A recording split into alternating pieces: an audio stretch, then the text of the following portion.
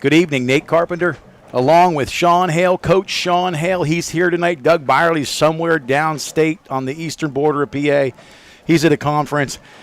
Always a great opportunity to come back through Bear Country Sports and cover Jersey Shore High School football. Sean, we're at Shamokin tonight. Yeah, and a really exciting game tonight with the Bulldogs. We got a couple guys dinged up. We're going to have a little bit of adversity tonight, I think. Yeah, it's going to be challenging. It's going to be awesome. It is going to be awesome. Other kids are going to step up. They're going to fill voids. But before we get to, Sean, really where you've come from, some of your background, the pedigree through coaching that you've had that's provided so much to our broadcasts over the years, it's just been great to learn from you and to be mentored as an offensive coordinator. We want to take a minute. We just want to have a little mental health moment. Listen, guys, we know it's only been a few short weeks since the Max Engel tragedy and passing. So listen, communication is key. If you're struggling, get out there, talk to a friend, talk to a guidance counselor, talk to a coach, an administrator, a teacher. Just communicate. As Coach Gravish has said, we're better together. And thoughts and prayers continue to go out to Heather and Josh, the immediate family, as well as the Bulldog Nation. I just felt convicted this week to mention that. We're still thinking of you. You are loved from our Bear family, our home to yours. We wish you nothing but the best tonight. We hope some of you are tuning in and using football as an opportunity to maybe grieve and cope. But anyway, Sean, awesome to have you, brother. Talk a little bit about, your coaching background. Obviously, we played for your father in high school, but Right. How you got here? Well, I started at Jersey Shore for a couple years, and I was just an assistant coach. Then I moved on to Central Mountain for a couple years, coached under Vinny Kishball. Okay. He's a George Curry disciple, okay? And then I got a really good opportunity down at Hughesville to become the offensive coordinator at Hughesville. Took over a program that was 1-9 2 years in a row. We made the playoffs the first year, the second year, and the third year. We had a really good team our second year. And then I moved on to Bellefonte, where went to 4 district final games, won 2 of them. And then I went to Central Mountain for one more year, and I had to give it up because, well, I got a boy playing tonight. Well, hats off to that, man. Priorities, family first. And you literally said that. You said when my son gets at the high school level, I'm going to make sure I'm here. And the coolest thing is you're still a vital part of the coaching fraternity through the broadcast. But real quick, mention a couple of players that you had the privilege of coaching that really went on to do some pretty impressive things. Central Mountain, for example, captain of Penn State. Yeah, I had Vaughn Walker. He was unbelievable player. Great kid. It was so awesome to see him go on to Penn State and be a part of the Nittany Lions. And then another kid that he was probably one of the best football players I ever coached was C.J. Funk. Out of Bellefonte, and CJ broke a bunch of records up at Bellefonte, and he went on to play NCAA baseball Division I at Pitt. And then, honestly, if I'm going to say it, I had the Henry boy down at Hughesville, who was an all-state quarterback as well, and great kid. That's an impressive resume.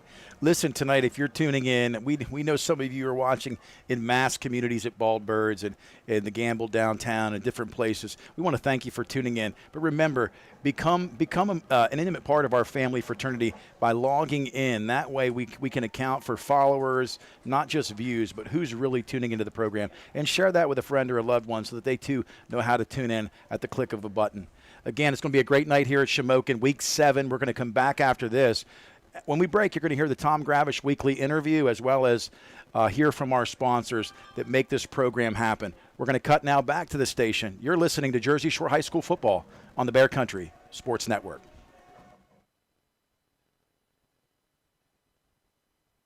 It's time for an insurance review. Every now and then, you need to know you're getting the best coverage at the best price. So here's a phone number, 570-865-5191. State Farm agent Jason Eberhardt will give you an overview and make recommendations on how you can protect yourself and your family. Auto, home, life, health, property, or business, it's Eberhardt State Farm. Available online at InsureJerseyShore.com. Eberhardt State Farm in their new offices, 600 Allegheny Street, Jersey Shore. 570-865-5191. At Consumer Cellular, you get the same exact coverage as the largest carriers, but for up to half the cost. Same thing, up to half the cost. Up to half the cost for the same thing. 50% the money for 100% the same thing. I hope I'm making myself clear. Consumer Cellular. When freedom calls, we're here to answer. Call us at 1-888-FREEDOM. Half the cost savings based on cost of Consumer Cellular single-line 5GB data plan with unlimited talk and text compared to lowest cost single-line postpaid unlimited talk, text, and data plan offered by T-Mobile and Verizon May 2023. Everything costs more, and lots of us are worried about how much we'll spend this coming winter to heat our homes. Make sure to call Hollick's Coal and Oil in Jersey Shore, 570-398-1190, providing stove, nut, pea, buckwheat, and rice coal, heating oil, outside mix kerosene, and off-road diesel. A fixture in the Jersey Shore community for the last 72 years. Hollick's Coal and Oil, ready to keep you warm this winter. 570-398-1190, online at hollickscoalandoil.com. Muncie Bank and Trust is proud of its long history of guiding families and business owners on their financial journey. When it comes to serving our communities, we know that trust, integrity, and reliability are what you've come to expect from Muncie Bank and Trust. So whether you're a family looking to purchase a place to call home or a business owner seeking the capital to grow, your journey to making those dreams a reality starts at Muncie Bank. Learn more at munciebank.com. FDIC insured, equal housing lender. A message from Rurik Carpenter Funeral Home in Jersey Shore. The loss of a loved one can leave you with a lot of unanswered questions, feelings of stress, anxiety, and grief that make life difficult to handle. Depend on us. We'll guide you through all aspects of the process with dignity, compassion, and respect. Supervisor Jim Carpenter and Rurik Carpenter Funeral Home, 1002 Allegheny Street, Jersey Shore. Call 570-398-1730. Online at rurikcarpenter.com. Hey, did you know Vistaprint prints everything a small business needs? Like if a barbershop needs signage, we print outdoor signs, posters, and banners.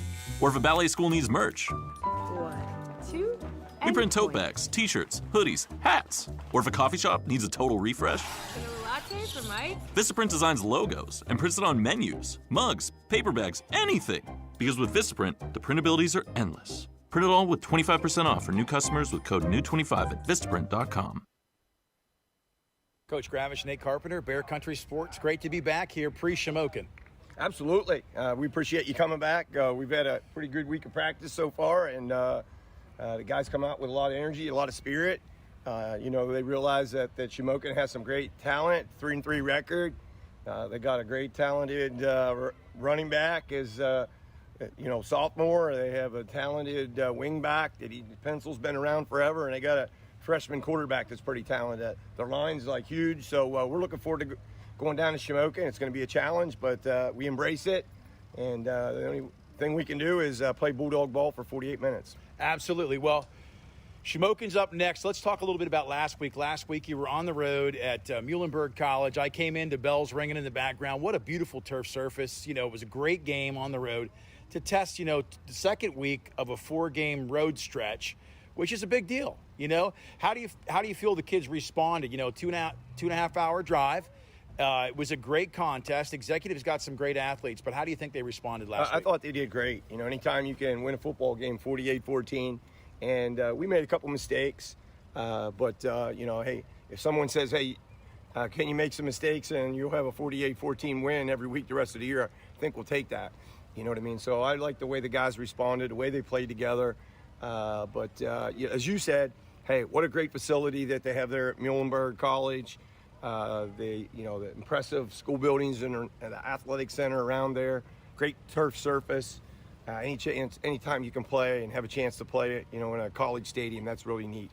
But that executive group, they're getting better every year. We knew that their athletes are as good as any group of athletes that we'll face in the regular season. Yeah, we didn't have heights and weights, and the young kids 6'4", 200 pounds, and quick. Right. So they have some great athletes, and like you said, that program's on the rise. So it's a good test. Yeah, absolutely. Whether it was their wide receivers, the running backs, quarterbacks, defensive backs, they're a very talented group. We wish them nothing but the best. They're a first-class act, and this, 2 years ago, I think it was their first or second year, they won the Eastern Conference Championship their first year out. And then last year they were District 11 champions, and they made it to the Final 8 in state on the eastern side. So, hey, hats off to them. And just a great football game. You know, and there are household names, obviously, because of development with your running backs. But you've got running back by platoon at this point. I see the development of some younger guys. Can we talk for a minute just about J. Loomis is, you know, his production. You know, this past week, you've talked about it. You know, if you can run the ball and win, you'll run the ball, but you're sprinkling in some different pass formations. This past week, he took advantage of some things over the middle with some play action that were beautiful. So where do you see him in the developmental process? Yeah, Jaron, we knew he could do that all along, but we wanted, you know, in earlier weeks to make sure that we have a running game clicking where we needed to click, get those game reps. But J-Lo, he did great. Jaron, you know, he works really hard. He's out in pre-practice all the time. He had just an unbelievable summer at both the Pitt and the Penn State camps and the Whitehall camps. Going against talented athletes. He's just a leader in every form of the word leadership. And, you know, I look forward to him to have a great game. You know, we like to, you know, throw it about 50% of the time if we can, be as balanced. You know, maybe we'll throw it a few more times this week. But I have a lot of confidence in him, and the team does as well.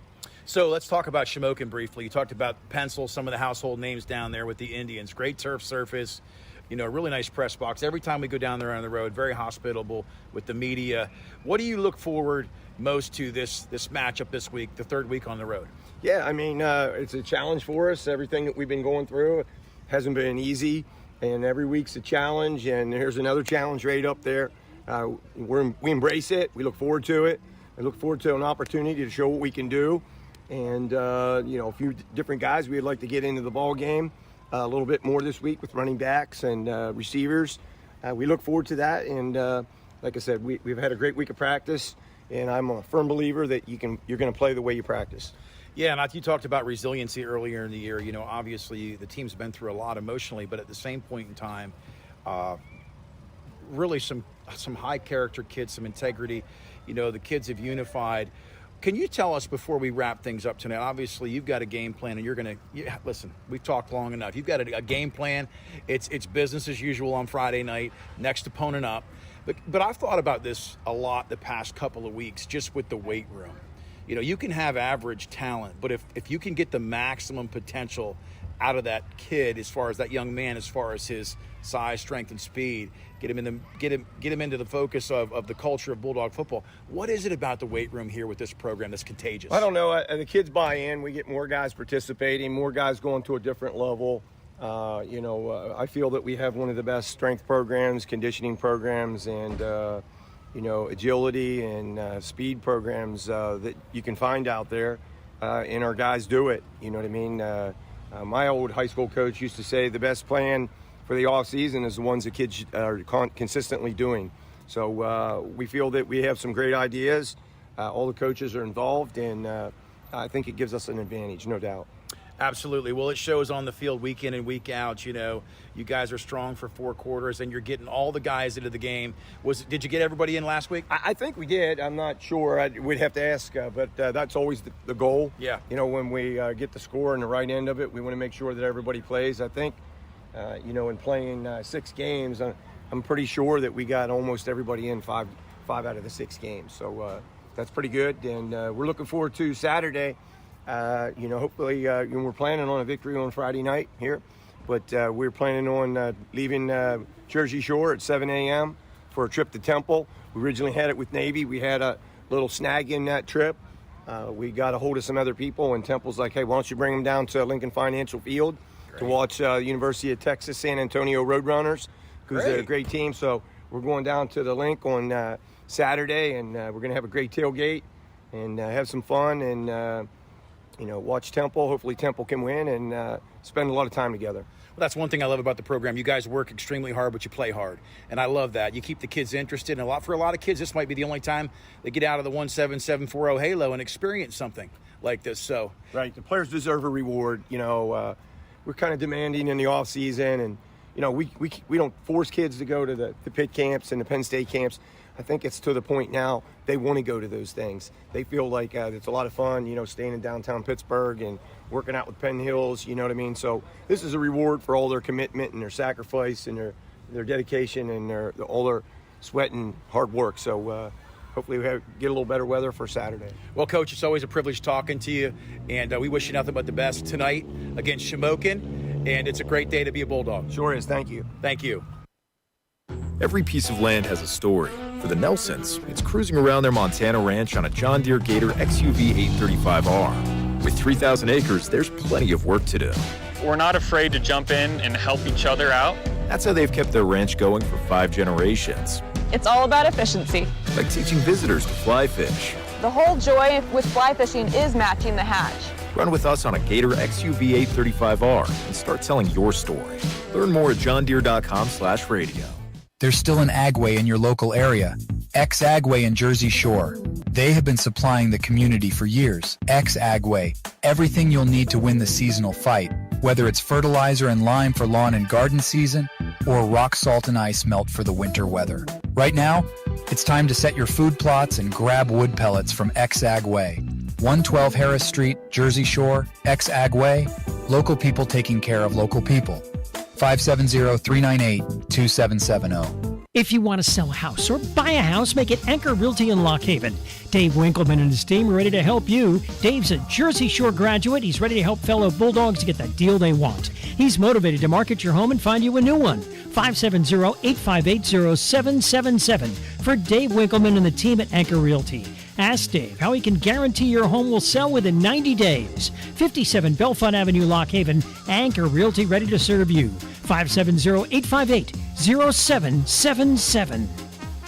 Need insurance? See Fager Insurance. Fager Insurance at 511 East Church Street in Lock Haven is an independent agency representing Erie Insurance. Fager Insurance works for you to get the best coverage at the best possible price with superior service. You are the person that counts. If you have a loss or claim, Fager Insurance will be there to guide you through the process. Fager Insurance offers auto, home, flood, business, and life insurance. Since 1964, Clinton County residents have trusted Fager Insurance at 511 East Church Street, Lock Haven. You should too. Fager Insurance. This week's Jersey Shore playoff game sponsored by Mealy Manufacturing, makers of the Pennsylvania skill games you find everywhere. Powered by Pace-O-Matic and manufactured in Muncie, Mealy Manufacturing, the skill game industry leaders. Their games provide legal entertainment to players and the opportunity to use their skills and strategies to win every time. Vastly different than gambling or casino-style games, skill games require players to think and take action to win. Mealy Manufacturing, supporting the community and employing local workers. 800-338-8401. A proud supporter of the Jersey Shore Bulldogs, TLC Fuels is a family-owned local business. Established in 1998, TLC Fuels serves residential, farm, and commercial customers from their Jersey Shore location just off of Route 220 at the Pine Creek exit. From fuel oil to diesel fuel and gasoline, TLC Fuels has thrived on a consistent dedication to you and your family. Call 570-753-5722 today. Bear Country 99.9 FM. Nate Carpenter, Sean Hale back here at Shamokin, third game in this 4-game stretch on the road. So we hope you're tuning in. If you're not here at the game tonight, we hope you're tuning in and listening. Shamokin on a 3-game win streak here. And I'm live here with Sean Hale tonight. It's great to have Coach Hale with us. We're going to talk a little bit about, I think, keys to the kingdom tonight.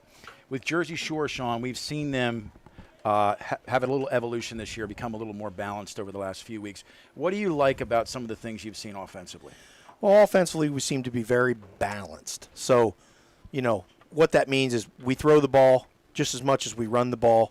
So, when you're a defense and you're looking at us, you're saying, okay, I can't just say they're predominant run or they're predominant pass. It's a 50-50. And I think Coach Gravish does a good job of throwing the ball on first down in situations. But sometimes when he can just run it, he likes to run it. Absolutely. And, I'm going to mention we're not going to cover starting lineups tonight simply because we're not aware of exactly who is starting in certain key spots for the Bulldogs. But we never did get lineups tonight, so forgive us for Shamokin. We went out of our way to get those, did not get those. But we know the offensive line has really been looking good here for the Dogs. Owen Vandruff, Slate Seacrest, Dyson Delaney, John Dammer, and Mason Larson. Loomis at quarterback. You're going to see the likes of Malk tonight, some in the backfield, Bo Sechrist. You're going to see some other running backs that you haven't seen in the mix. Brody Herr. Brody Herr is going to carry the rock a few times tonight, and he's really had a nice evolution even with the kicking game. Absolutely. Brody's been he's been doing a good job with the extra points. He's getting a lot more consistent, and his kickoffs are still a little sporadic, but sometimes if you don't know where it's going, you really, it's hard to handle that. So captains for the Bulldogs tonight, number 74, Dyson Delaney. Number 71, John Dammer. Number 28, coming out of hiding right now, Peyton Whitman has really been looking good for the Bulldogs. Had a nice touchdown pass last week and has had some interceptions over the past 3 weeks. They've had 15 total. And the last captain for tonight's game is number 53. And I believe that's Preston Beatty. Yes, it is. That's a good thing to see. And, you know, he's worked extremely hard. So Preston Beatty has really come a long way, really hit the weight room. So number 63, Hunter Wirtz. Number 8, Chase Pencil, household name. Number 32, Jace Gink. And number 4, Logan Steele, captains for Shamokin. We're going to go back to commercial. We'll be back right after this. You're listening to Jersey Shore High School football on the Bear Country Sports Network. Always supporting the Jersey Shore Bulldogs, it's the Twilight Diner in Loganton, open 7 days and featuring a full menu, breakfast, lunch, and dinner, and daily specials. So good, people ask for their food by name, and they bring that great taste on the road with the Twilight Diner on wheels. And now at this area's newest venue for weddings, reunions, and gatherings, Miller's Barn in Tylersville. Hold your next event in the middle of Amish country. Twilight Diner, 603 North Mill Street, Loganton, 570-725-3911 for takeout. Your local area insurance agency is McMahon, Ferguson & Associates. They handle your home, auto, commercial, and life insurance needs. Let's talk life insurance. If something happened to you, would your family be prepared? Let McMahon, Ferguson & Associates craft the perfect Erie life insurance policy for you. Call 570-398-4090 or visit 1020 Allegheny Street, Jersey Shore. Your local Erie insurance agency is McMahon, Ferguson & Associates. For a great time, make it Baldbird's Brewing Company in Jersey Shore. Enjoy 24 different beers in the family-friendly tap room where pets are welcome too, and a full selection of local spirits, wines, and specialty cocktails. Don't miss our weekly family game night and trivia night. Baldbird's Brewing Company offers event space for meetings, weddings, and private and semi-private party spaces. Open Wednesday through Sunday, Baldbird's Brewing Company, Schaefer Lane, Jersey Shore, online at baldbirdsbrewing.com. It seems like there's an automotive parts store on every corner, and they all probably have the part or product you need. But do they know what you need? And do they know they have it? For automotive parts and knowledge, come to the automotive parts store that has automotive experience, Napa Auto Parts. The staff at Napa Auto Parts has the experience to answer your questions and make sure you get what you need. Napa Auto Parts, Hogan Boulevard, Mill Hall, and Bridge Street, Jersey Shore. Napa Auto Parts, Central PA's trusted source for automotive parts and knowledge for generations. Fred Ham Disposal has proudly served the community with residential and commercial trash removal for the last 55 years. They're a family-owned company that cares about the environment and their customers, providing extensive trash removal and recycling options. Their fleet of trucks provide reliable pickup service, and they give you a chance to pay your bill online. Fred Ham Disposal, here for you. Call 570-398-1814. Fred Ham Disposal. We have moved! Alexander Kia is offering the same great deals on new and used Kias at our new location on Broad Street in Montoursville. Come see Doug Hilliard and the great selection of 2024 Kias, the Telluride, Seltos, and the amazing all-new Kia EV9. SUV capability, EV power. Take advantage of all the extras available at Alexander Kia, including free state inspection and car washes with every service appointment. Alexander Kia, Broad Street, Montoursville, online, alexanderkia.com. WQBR 99.9 FM. We're back. First quarter about to begin. Brody Herr kicking off for the Bulldogs. Deep to receive. The kick is short. It's squibs. It's picked up. No, it's fumbled by number 8. He's at the 15. Tries to get out of bounds. He does make it the corner. Gets back to around the 16, Sean. And that was Pencil on the return for Shamokin. And it looks like the ball will be spotted around. I'm going to call it to 17, Nate. Yeah, so, Shamokin comes in on a 3-game winning streak. They've started a freshman quarterback. We believe it's Logan Steele. We're going to see here in just a very short few seconds who actually is a quarterback. They've moved a lot of guys around this year, so we're going to get that information to you. Again, the Bulldogs look a little different tonight. Malk in the game already at corner. They're going to take a knee, and we're going to take a moment of silence here to honor Max Engel.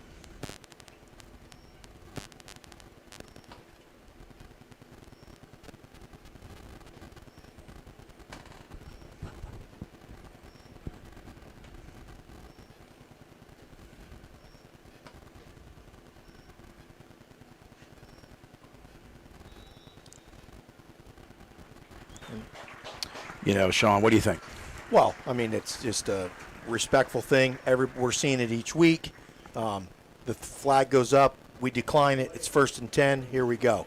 It's 1st and 10. And again, that nobody's forgotten. And for so many of us, when the cards stop coming in the mail and the posts stop appearing on Facebook, just to know that teams outside of our area still are thinking of those at home. So right now at quarterback, they're motioning a lot of guys here. Bunch of shifts. Numbers are hard to see, folks. Give us a chance here. In the gun, going to keep it. Wildcat, number 3. Boom, met immediately. That was Brad Latcha, the quarterback. So he's the senior back into the game, Sean. So what do you think about the defensive push there? Well, we collapsed everything down, and there was just nowhere for him to run. Yeah, it was a good surge by the left side of that Bulldog front faithful.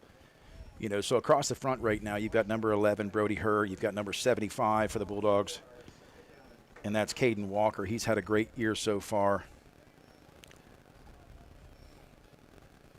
So they're going to go to the gun right now. 2nd down and 13. Snap is back. Immediate handoff off the right side. Boom, big hit. Again, not a bad pickup. Some surge by the front Shamokin line, but read their keys well. Yeah, and we're definitely in attack mode on defense. Doesn't look like Shamokin has much of an answer at this point. Probably see the ball in the air right here, I would think, Nate. Yeah, I would think so too. Again, in the gun immediately, nothing under center tonight, trying to spread this Bulldog 5-2 out. And interestingly enough, we're trying to see who's even in the game right now for the Bulldogs. But 3rd down and 12. In the gun, big down for the Bulldog defense. Snaps back, fake handoff, play action over the middle. Completed. We're going to see where they mark this down. It looks like it's going to be a couple yards short, Sean. It is, but that was a really nice play by Shamokin. They ran a little mesh concept or shallow cross type concept and had a guy open, but unfortunately for them, it's 4th and 2, and they're going to punt. Yeah, 4th and 2, it's early. You really don't want to roll the dice this early, but give the Dogs credit. That was a very nice play-action pass. You called that the mesh concept. It was beautiful, but not enough for the 1st down. 4th down and approximately 4. Punt is back. It's low. It's returnable. It's caught. There's a big run. Big run. He's got a wall. It's Sweely. No, it's not Sweely. Look at a number here. Yeah, it is Sweely. Down the sideline. Gets a block inside the 20. Wow, what a return. Beautiful. Folks, give us a little grace tonight. There have been a lot of substitutions early by platoon. There's a few dogs banged up this week, and as a result, we're trying to get guys in the right place. But Sweely catches the ball, all right? Beautiful. That's the first thing, right? And then he gets to the wall, and down the sideline he goes. He puts the Bulldogs on the 15-yard line, 1st and 10. And I said, when Sweely caught the ball earlier in the year in the pass concept, the pass tree, the route tree, I said, man, he runs hard after the catch. And just getting him the ball, sharing the wealth a little bit. We're going to see him probably get a few more touches on offense tonight. And it looks like we're coming in a 2-back set here, pro left. It's an unbalanced set. So under center, right to left goes Dathan Tyson. It's a quick pitch to Herr. Herr tries to get the corner. He doesn't quite get the corner. Excellent pursuit that time by number 4. Yeah, and he's Logan a freshman. Steele. He's a freshman, Logan Steele. That was a nice play. He's actually playing safety, and he came from a long ways to catch Brody Herr there. He did, and it was excellent route, as far as his angle to the football for that tackle. So we got Brody Herr and Bo Sechrist in the backfield. Loomis under center. Loss of 1 on the play, 2nd and 11. Fake, it's the cross-buck counter. Bo Sechrist, again, met. Maybe a pickup of 1. We're going to see where they mark the football. Yeah, and that's patented with Jersey Shore. They go to that toss, and then they come back with a counter, and they just kind of feeling you out a little bit. Yeah, and that's it. Again, they haven't been behind the chains much this year. Loomis in the gun. He's going to roll right, see if he got some man open. He's wide open. Oh, and he just missed him. And Whitman had run the flag tree, and he was sitting open in the secondary He route. was wide open, but I think they run that little whip route right there at the sticks, and it's going to bring up a 4th and 11 for the Dogs. Yeah, and that's one of those plays, you want to get the first down, and that route's been wide open to Dathan Tyson all year. He sits kind of down concept-wise right around the sticks. So 4th and 11, the Dogs aren't going to pass on the field goal. He's going to look deep, wide open. No, Dathan Tyson up, intercepted. He's going to try to bring it back in the end zone. So they're going to call it a touchback. They are going to call that a touchback. I think that's a mistake by the referee because an interception can be returned out of the high school end zone. But he blew the whistle. It's over. It's at the 20. Yeah, and again, the Dogs, 4th down and long, they're not behind the chains much. Loomis throws off his back foot, tries to make something happen. And here's the thing. Shamokin knew they were throwing the ball, right? They brought some inside pressure. They got there, and it really didn't technically hurt us. No, it didn't hurt. You'd like to have some points there, but at the same point in time, you're still in good field position. You're winning the battle of field position, especially knowing that they returned that first punt for big yards.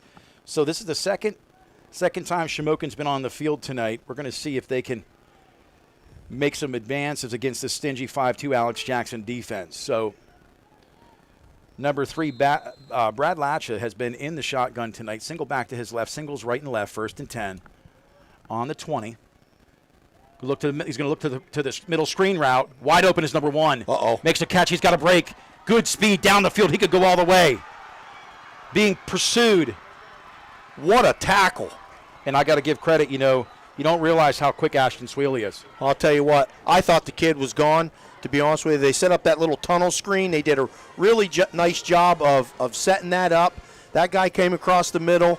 They dumped it to him, and he set the Shamokin up with a really nice pass there. Well, it was beautiful, the great completion. Most of the work done by his feet, but when you bring the heat, you pay for it once in a while. So 1st and 10 on the 18. Latch in the shotgun. Twins left. Hands off. Nope. Over the middle. Good pass. Complete to number 15. He's dragging tacklers. And it's going to be a touchdown. Touchdown, Shamokin. So number 15, Ben Delbaugh, was a little play action wrinkle. Well, it was actually an RPO. They had a run play called. He pulled it because the linebacker took off, and he threw it to the void. And the Shamokin Indians in 2 plays, touchdown. And we talk about speed, but really conceptually speaking, this 5-2 is vulnerable in a couple places, and sometimes that's through the screens and so forth. But give Shamokin credit. They're going to try this PAT to make it 7. Snap is back, hold is down, kick is up. It looks good. Hands go vertical. So 7-0. Indians on the board. And we said this might happen a little bit tonight. Listen, we have 4 starters out of the game, okay? So we got to get our feet under on ourselves. And the Bulldogs will. We're not worried. No, and you can't be worried. We talk about resilience and perseverance, and we know they've faced some things most recently that nobody, even as an adult, ever wants to face with the emotional struggles of loss over the past couple of weeks. But at the same time, they've not faced that really in a game. Most of our games are over at halftime. Right. A lot of the younger guys now are having to step up and say, hey, listen, we're going to come back. What do you do when you face adversity? You counter. Yeah, exactly. Well, listen, what you don't do is you don't panic on the sideline, and you don't see any of that going on right now. This is actually good for us. This is a good test for us, to be honest with you. So, give Shamokin credit. That little inside screen to Ryland Price was beautiful. Yeah, it was set up well. They didn't block a soul. No. So Shamokin will be kicking off in high school. That is from the 40, center field. Kick is back. It's on the ground, going towards the sideline. Does it roll out of bounds? Yes, it does. Good. Wise decision by Dathan Tyson. And I would, if I was Coach Kravich, I'd take that ball at the 35-yard line. Yep. And that's what he's going to do. Yeah, why risk a fumble? It rained a lot before the game tonight, and even though it's turf, the turf does get wet too. Well, we'll see what the Bulldogs come out in offensive-wise. It looks like they're going to be in the pro. Yep, they're going to be in the pro again. Let's see if they can get into the fast car tonight. 35-yard line, 1st and 10. Loomis under center this time. Pro formation, 1st and 10. Left to right motion. Going to be toss? No, the little counter play. Nice run. Knee hits the ground. So a nice gain of 4 or 5 on that first down. Yeah, absolutely. And now Jersey Shore's going fast. Loomis under center. Immediately to the flats. Dayton Tyson makes the man miss. He might 50. go. Oh, nice. Good throw by Loomis to the flats. Yeah, and we talked about it on the way down tonight. I said, if I'm Coach Gravish, I'm going to hand the ball off. I'm going to throw the ball quick, okay, Yes. and get this thing rolling. Cross midfield into Shamokin Indian territory. Under center is Loomis. 1st and 10. He's going to go up top. Right away. Caught. Sweely makes a nice catch. I believe that's Sweely. Yeah, it is. 8 yards. Well, he throws a dart, doesn't he? Beautiful throw. Now, get ready because the hitch and go is coming here at some point. Quick pitch right. Does he get the corner? Nope. Does makes a nice stiff arms a man. Wow. So close to a first down. We're going to see if they move the chains on this. It'll be close. I think they're going to. They're motioning the chains on. Hold on. What? Do we have a timeout? Yeah, it looks like we have a timeout, Nate. Yeah, and I missed that one called. So Yeah. anyway, while we take a timeout, let's mention some of our sponsors quick that don't enter our back to the station clusters. Special thanks to the Wadsworth family of Lock Haven for your continued support. We know you're probably watching tonight. You're missing your main man, Doug Byerly, but again, he's away. Coach Hale's here with us. Thanks to the River Valley Internet for, again, providing the bandwidth to do our home games. Coach Duke Fravel, associated with Tie Dot and Embroidery, Chris Fravel. Tribute you again tonight. We played football. Both Sean and I were 2 of your defensive backs you helped coach over the years. Kickoffs, Joe's Equipment. Scoreboard, Tie Dot and Embroidery, and Player of the Game, Mountaintop. And provisions in our post-game wrap-up. 1st down and 10 it is for the Bulldogs. 36-yard line. Motion left to right goes Sweely. Quick pitch left. They're going to try to get the edge. Brody Herr makes a cutback. Brody Herr met immediately. He's not going down easy. But what we've seen, Sean, is that getting the edge is tough against Shamokin. It's going to be tough because they know when we're in that formation and we have the back offset that we're running probably toss or counter back. So no gain on that 2nd and 10. Up top, hitch and go? No, nope. Not yet. Did he make the catch? They are saying yes. Wow, good job on the catch there from Dathan Tyson. Look that in. This is going to be a critical 3rd and 6. We're going to get out of that 2-back set. He's probably going to be in 3-by-1 or 2-by-2. It looks like 2-by-2, Nate. So that means twins right, twins left, 2 receivers, 4 total. Loomis in the gun. He fumbles the snap. Oh. He gets on it, and that's a drive breaker right there. Yeah. It'll be interesting here. I think Coach will probably punt the ball away. I would. And just how quick, regardless of it's not a matter of who's to blame on that particular fumble, but that takes you from 3rd and 5 to 4th and almost 15. So they are going to punt on the 39-yard line. Brody Herr's back. He gets the snap. The kick is up. Can they keep this? Oh, that's a nice punt. Does it? Nope. Into the end zone. Boy, yep. Beautiful punt. Yep. As the rain falls. 20-yard, or he kicked it 40 yards, but it's going to come out to the 20-yard line, and Shamokin will have the ball in this first quarter with 6:06 left. Well, you think about what Shamokin's done tonight. They've tried to run it a little bit. They've done the screens. They've done the high percentage plays, right? Yep. And they've tried to be a little bit more balanced and hit those zones of the 5-2 that are a little bit more vulnerable. Yeah, and the thing is, the RPO is a game changer because you're putting a linebacker in conflict, and when he runs with the run, you throw where he misses. So they've got Dathan Tyson up in the linebacker spot, along with Bo Sechrist in the shotgun.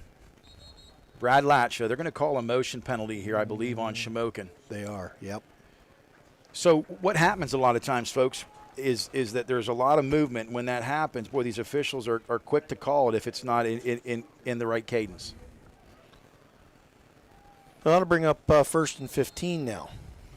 Bulldogs have had 15 interceptions over 3 weeks. The defense is looking to do something special tonight. In the shotgun, Latcha.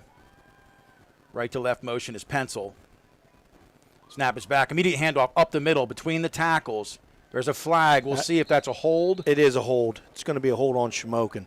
And I believe that was a hold, and the man who got held was Slate Sechrist. So if that isn't indefinitely the call, boy, they're backing themselves up. Yeah, and Shamokin was trying to run a little motion there, a little joker motion with some type of fullback trap up inside, and their kids probably got a little handsy and got called for the Initially, I thought maybe a face mask, incidental or something, but they're going to march them back. Officials still having a conference. Coach Gravish is accepting the penalty, so he's going to move the Indians back again.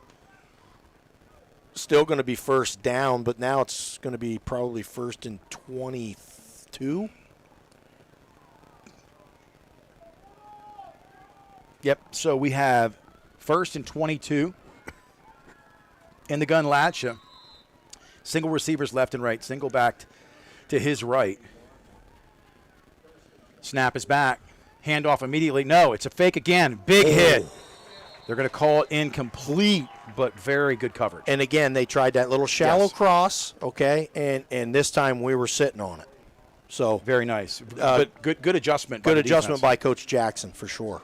So, we look at this right now and say they're trying to freeze the backers with that little bit of play action through the RPO, folks, which is a run-pass option. So can give it to the running back. He's choosing when the backer steps up to try and get it to the receiver. So it's going to be second down and 22 yards.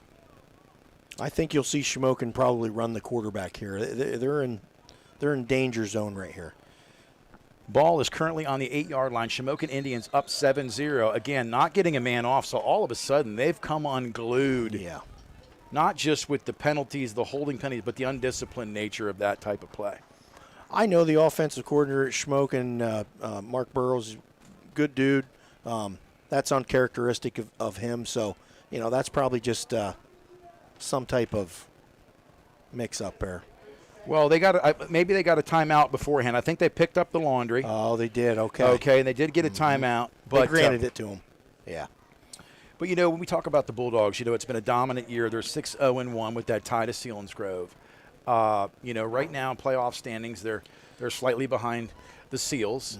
Mm-hmm. So even if both teams were to win out, it looks like playoffs would potentially go through Selinsgrove. Yeah, and the thing is, Selinsgrove has Hollidaysburg coming up, which is probably going to be their biggest test moving forward.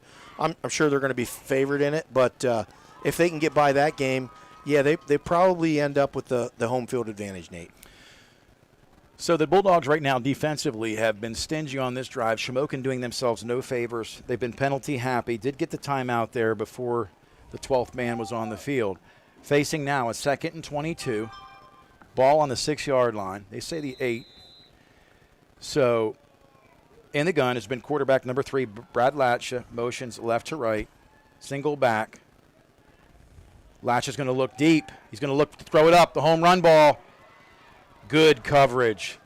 Peyton Whitman was all over him. And they doubled him because for whatever reason, I think that was probably to the single receiver side, and they had the safety over here, so they just doubled that thing up, and that was beautiful coverage. It was beautiful, and, Mount came over the top as well. So he had the underbelly. Whitman had over the top. So, good coverage. Going to bring up 3rd and a mile, 3rd and 22 for the Indians. Yeah, and 2 go off. 3 come on. What's going on? Did somebody come off that I didn't see? Well, they brought that Rylan Price back in number 1. He's super quick out here on the edge. He's the one that caught the long screen. They have 12 guys.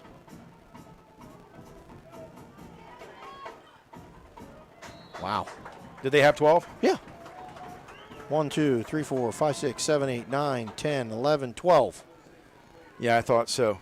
They didn't catch it. They had a full dozen out there. I said 2 went off, 3 came on. I mean, it's not really hard to see.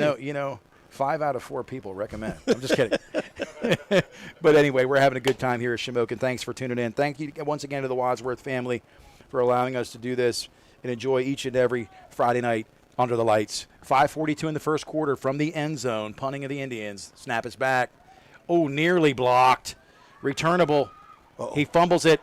Picks it up again, though. Pencil misses. Sweely tries to get outside, makes a cutback. He's not going down. Hold on to the football. Cross the 40. Listen, give him credit for being gutsy. Yeah, hey, exactly. He dropped it, but he still had time to pick it up. Absolutely. Love it. Love the play. I'd like to see him after he does that just get north and south, get what you can and live with it. But, hard to tell a kid not to try to make a play. The Dogs have really tried to establish the edge tonight with several pitches, several tosses, really to no avail. Well, it looks like Coach is going to go to that 2x2 again. He's going to try to spread Shamokin out a little bit. This is probably going to be counter to the left. Loomis in the shotgun. Single back is Herr. Right to left goes Whitman. Whitman gets a fake jet sweep. It is counter left. Up the middle, Brody Herr. Bounces off a man. He's still on his feet. Inside the 30. Down near the 20. And you called the counter. You saw the formation. Yeah, well, I saw the formation, but, Coach hasn't really ran that yet out of this formation, and I know how he goes. He likes to check them. 1st and 10, big gain by Herr on the first down. Snap is back. Herr gets the ball immediately inside, tackles down the field, rumbling, stumbling, bumbling, down to the 15. And that was counter again back to our side. So Coach found a little something, spread them out, and Jersey Shore on the hustle now. In the gun, Loomis. 2nd and 5. Right to left is Whitman. Handoff immediately. Brody Herr, a turf monster, got him. Oh, he was gone, Nate. He was gone. I know. He had a nice cutback, and that right side opened up. Man, it opened up big, and he would have been jawing to the end zone. So now it's 3rd and 5. Big down for us, to be honest, Nate. Big down. Bo Sechrist single back, gets the handoff. Bo Sechrist up the middle. Met, but he's still running. Boy, that's a good push. I think he got it. That's a good push. They're gonna spot it short. I thought he'd crossed over the 10, but down just short of the 10. It's going to be a 4th and 1. They're going to go in pro. Probably it'll probably be Loomis on the sneak. Loomis under center, goes forward. Loomis, nope, he doesn't get it. I don't think he got it. He slipped and he fell backwards. Loomis has done a great job this year rolling off bodies, but he never got his foot under him. Wow. So when you think about it tonight, Jersey Shore's had excellent field position. Yeah. The first drive they faced long downs, long chains. Yep. In this particular drive, they struggled because, once again, they got to that 2nd and 5 and kind of fizzled out. Right. Well, we're still trying to find our way here, Nate. I mean, we've got some kids out, and we've had 1 week of practice, and we're trying to figure it out. So Shamokin, again, terrible field position tonight, but they maximized that first series on the long screen pass, followed up by the big catch by number 15, Ben Delbaugh. In the gun, number 3, Brad Latcha. Twins left.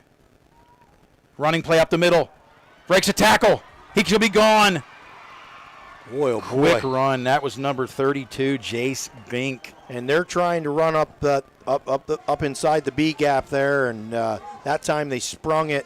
That kid's got wheels, Nate. Well, he was quick, super cat-like up the gut, right off the tail of the center, and he got north and south in a hurry.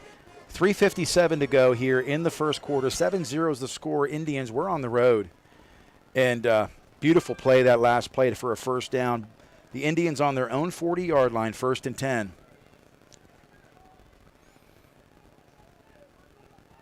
We got a ton of guys at the line of scrimmage right now. There's a penalty. I thought they were square dancing for a minute there. I wasn't sure. It was Alleman left with your left hand. Well, you're not allowed, as a center, you're not allowed to move the ball once Right. it's spotted, and sometimes those kids want to move it a little bit. And especially when it's wet. Yeah, and it's a point of emphasis for sure. And to me, honestly, I get it. But when you get to the line, let them grip the football. Yeah, they let them grip it, but they can't pick it up and put it somewhere. Right. That's what a lot of them do. So 1st and 15 on the 5-yard penalty there. 3:20 to go first quarter. Ball on the 35. 1st and 15 as it is. Lots of shift. In the gun. Wildcat. Off right tackle. Hit from behind. Yeah. Picked up 5-6 though. By Walker. So a nice gain. Pick up, like you said, 6 or 7 yards there on the first down play. One thing I've noticed, we're not getting 3 and 4 yards deep in the backfield tonight. Well, no, and again, we've got some new players up front there, and they're just trying to get traction, Nate. So anyway, we're looking at 2nd and 8. Shamokin looking to put some more points on the board tonight. In the gun, Latcha, handoff immediately, met by Bo Sechrist and Brody Herr, and another pop. Yeah. In late by another Sechrist, 56 to clean up. That's Slate Sechrist. Yeah, and that time there, the Bulldogs looks like they probably pinched to it, and then Bo came up and he whacked them. So the rain is falling here in Shamokin. Beautiful turf surface, gorgeous field here. So great hosts, great facilities. Thanks again to the Shamokin Area School District. 3rd down and 8 it is, 42-yard line in the gun. Looking to move the chains. Ball is back, immediately thrown to the flats, high and outside. Yeah, and they tried to run a little in route with the outside receiver there, trying to find that little void out there. Threw it a little high, and it looks like Shamokin probably punt.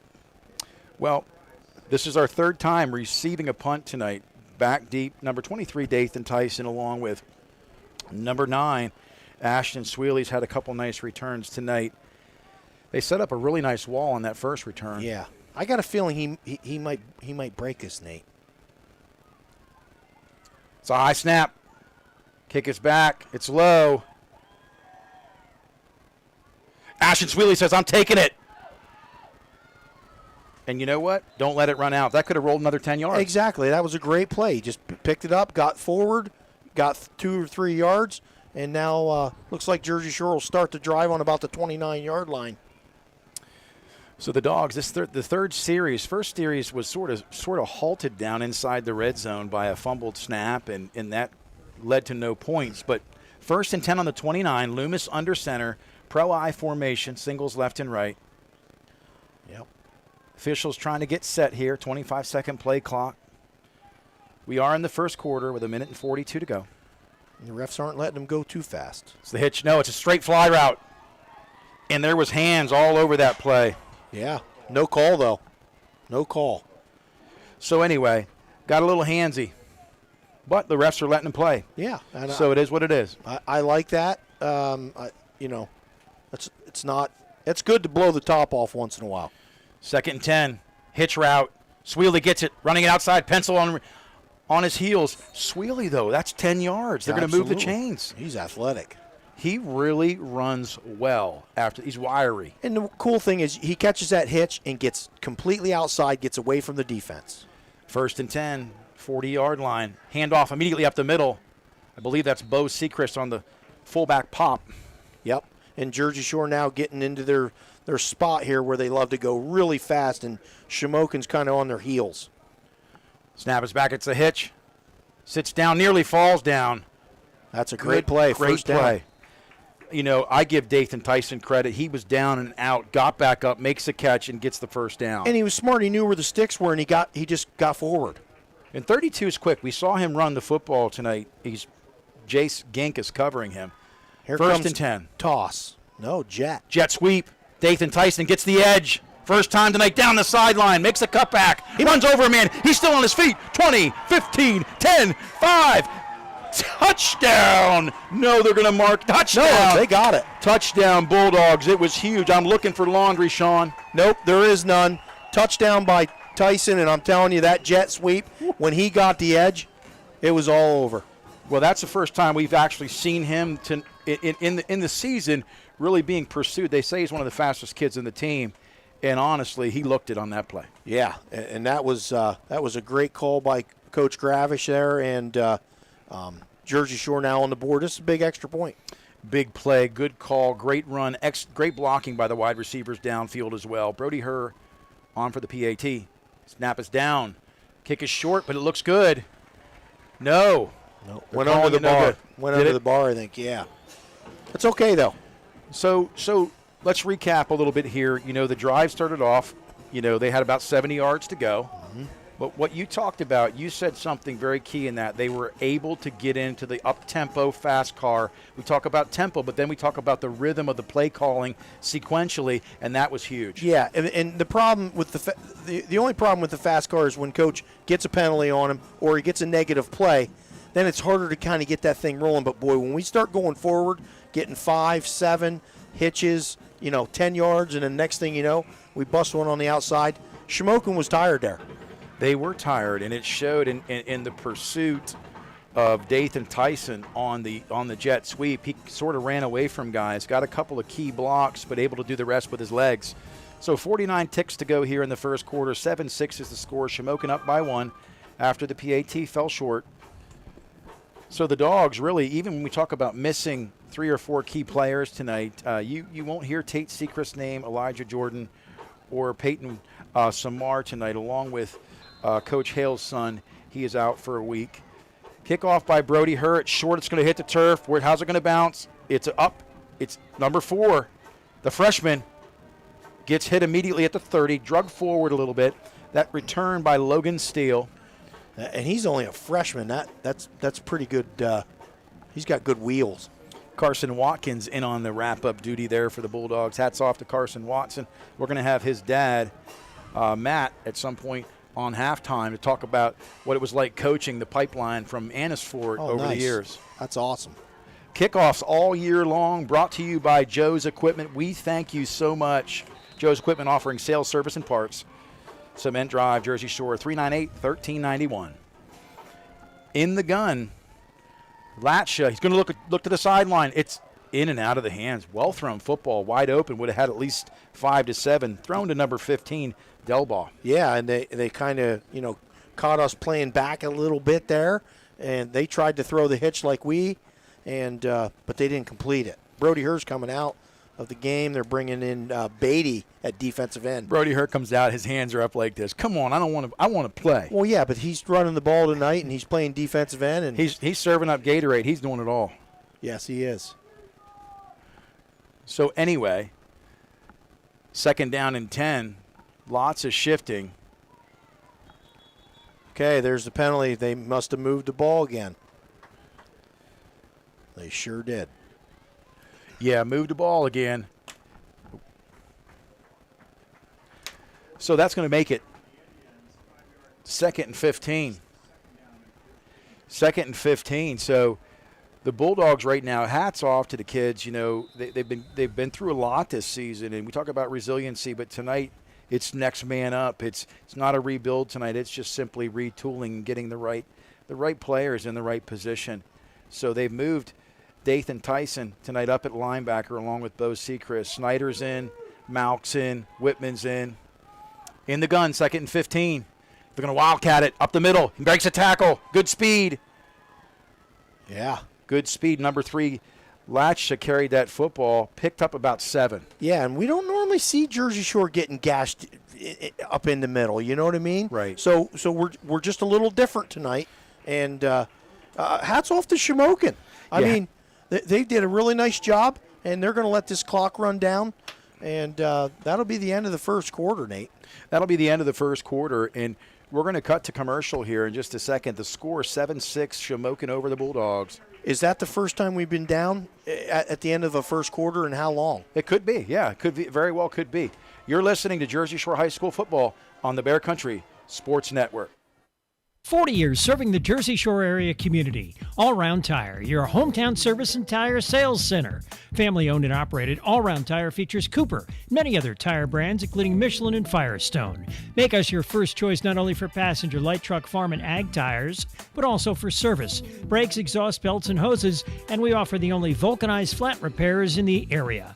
PA State Inspection 2, open weekdays 8 till 5, Saturday till noon. All Round Tire. Cement Hollow Road, Jersey Shore. WQBR 99.9 FM.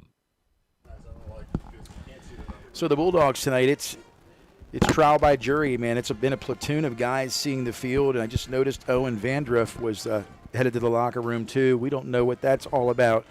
But again, the Bulldogs, I mean, give these kids credit. They're stepping up, and there's nothing like, Sean, having the opportunity to play and have an impact with first-teamers. Yeah, and again, like I said, a little bit of adversity here for the Bulldogs, and we got a lot of new faces out there, but you know what? They're playing hard. They are. And right now, Shamokin, even though that quarter ended, it's the same down and distance, 3rd down and 8, second quarter underway. Now they've got a quarterback in the gun, and they're going to go to the guy who likes to throw more, number 4, the freshman, Logan Steele. Well, they just got him. They just made Jersey Shore jump. And again, that's some new kids in there, and that's going to happen.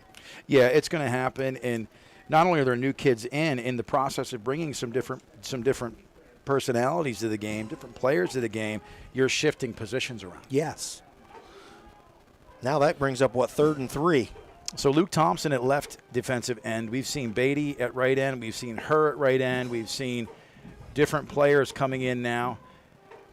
And they're actually walking the linebacker up. We talked about the 5-2 becoming a 6-man front. Yeah, and that's what Coach Jackson likes to do. That he'll bring that safety up there, put him right over top of the tight end, and he won't let him free release. That's why you see Shamokin doing a lot of trades. 3rd and 3, snap us back. It's the shotgun. He's got lots of room to run. First down and then some. Tackled by Walker. Yeah, but, wasn't touched until about the 5-6 yard mark, and then got ahead of steam, and that's a first down for Shamokin. Shamokin could get in rhythm and limit the penalties. They're going to be a tough out tonight. Yeah. We talked about that on the way down. Shamokin's pretty determined right now. A little limpy on that last play, Ryan Price. Quarterback in the gun. Snap is back, 1st and 10. Hand off to 32. He's quick. Met immediately. But not until, 3 yards. So we talked about that. Instead of making contact 3 yards behind the line, the contact's coming 3 yards downfield. Right, and that was Bo Sechrist, the linebacker that wasn't blocked, and he found that read, and he jumped on him. But they got a nice little game plan. They're trying to – this is the first time I've seen somebody really attack Jersey Shore in the middle. I agree. It's nothing, no trickery. It's just some RPOs in the passing game, freezing backers, and then getting a hat on a hat. 2nd down and 5. Twins right, motion right to left is Price. Snap us back. Again, Wildcat just looking for daylight. And you know what? Patient running. Yeah. And, here's the thing. When you run the quarterback, okay, you have 10 potential blockers, okay? So when you can get 10 hats on 10 dudes, you leave the deepest one away, let them alone, you're going to be okay. 3rd and 1. Yeah, 3rd and 1 is better than 3rd and long for sure. In the gun, Logan Steele, the freshman, number 4. Burning the play clock a little bit here, getting guys in position. They're motioning. Oh, they can motion along. They get set. They're okay. Quarterback keep his match. Yeah, they had that all banged up right there. They weren't sure what they were doing. There was a couple guys didn't know where they were supposed to be, and I bet you if Shamokin's smart, they'll punt here. Well, I don't see the punter coming on. Is that 45? Nope, the punter's already on. 52, I'm sorry. Yep, he's on. He went from down lineman to punter, and he's a big boy. Yeah, this is a good choice by Shamokin.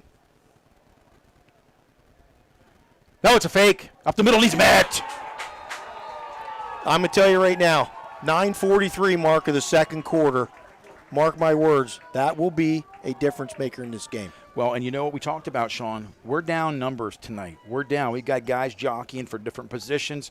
The last thing you do is give somebody half a field. And now we have it, and Shamokin's going to be in trouble here. We're going to go really fast. Probably be counter to the right. 48-yard line, 1st and 10. Loomis in the shotgun. Dual sidecars left and right. Snap is back. Motion's left. It's fake and go. He's wide open. That's a touchdown. It's Sweely. Nice. I'm telling you, Sean, you've coached a lot of good receivers. You've coached a lot of good quarterbacks. Sweely, I've really liked his development. Yeah, and here's the thing. He doesn't really get a whole lot of reps, right, because he's the 2nd guy on the totem pole. But tonight he's getting those reps, and he's taking advantage of them. 1st and 10, handoff. No, it's faked. Loomis keeps it. Down around the outside, lowers his shoulder. Wow. There's a flag. It's going to be holding on us. That's what happens. Yep. When you run your quarterback outside like that, Loomis did a nice job, but even though it's a day late and a dollar short, it's the backside of the play. It didn't have any bearing on the play. Right. But it's called. Yep, and they're going to call that. That's his call, and he's looking for that. And unfortunately, that's kind of a drive staller for us, but it's still 1st down, so it'll just be 1st and 20. And what I've noticed tonight, 32 for Gink for Shamokin had to make a choice. Am I going to go against Sweely or am I going to go against Tyson? But this is going to be 1st and 20 after the holding penalty. Great Loomis run negated.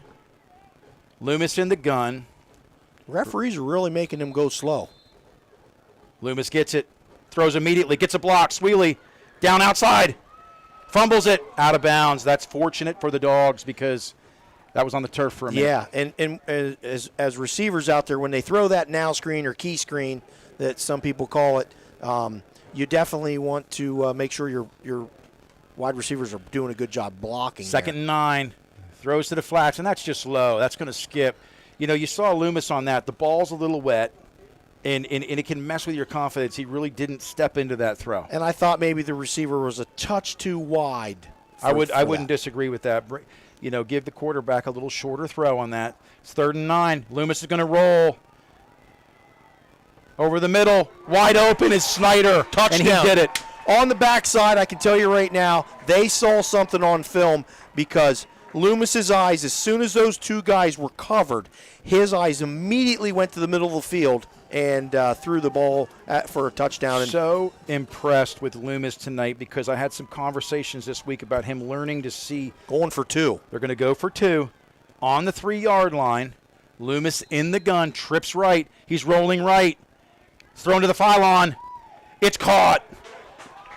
Big play. To the pylon goes Dathan Tyson.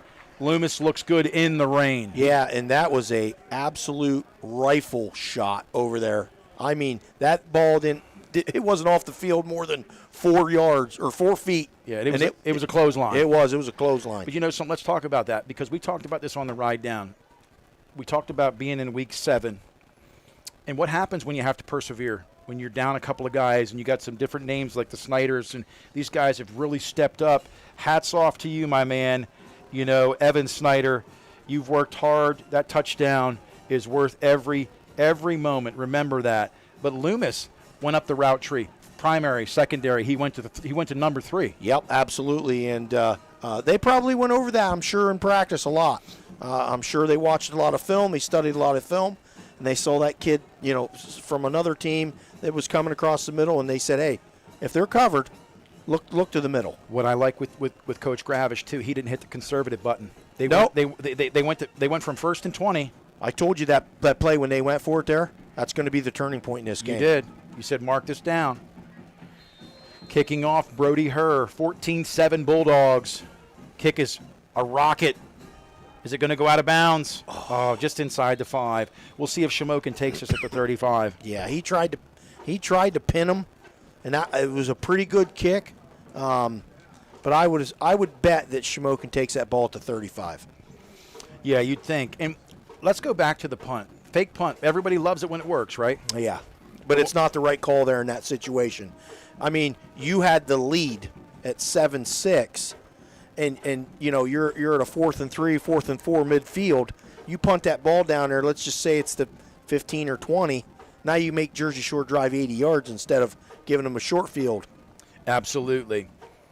But you know, what I liked was when it went 1st and 20, we didn't get conservative. Right. We went for the jugular. Absolutely, as the rain falls here at Shamokin. Kent Memorial. 8:56 on the clock. In the shotgun, number 3, back to Latcha. Boy, they've been moving guys around all night. 1st and 10 on the 35. Snap is back. Hand off to number 32. He gets a full head of steam. I'll tell you what, that little counter play, we're not doing a good enough job of squeezing that down inside. And they're actually, what happens is when they do that exchange with the tight end and stuff, we're not really moving to that. We're just kind of standing there. And I think they're catching us in an easier front to block. Yeah, and what you're saying is there is a method to that madness. Yes, that's why you do exchange.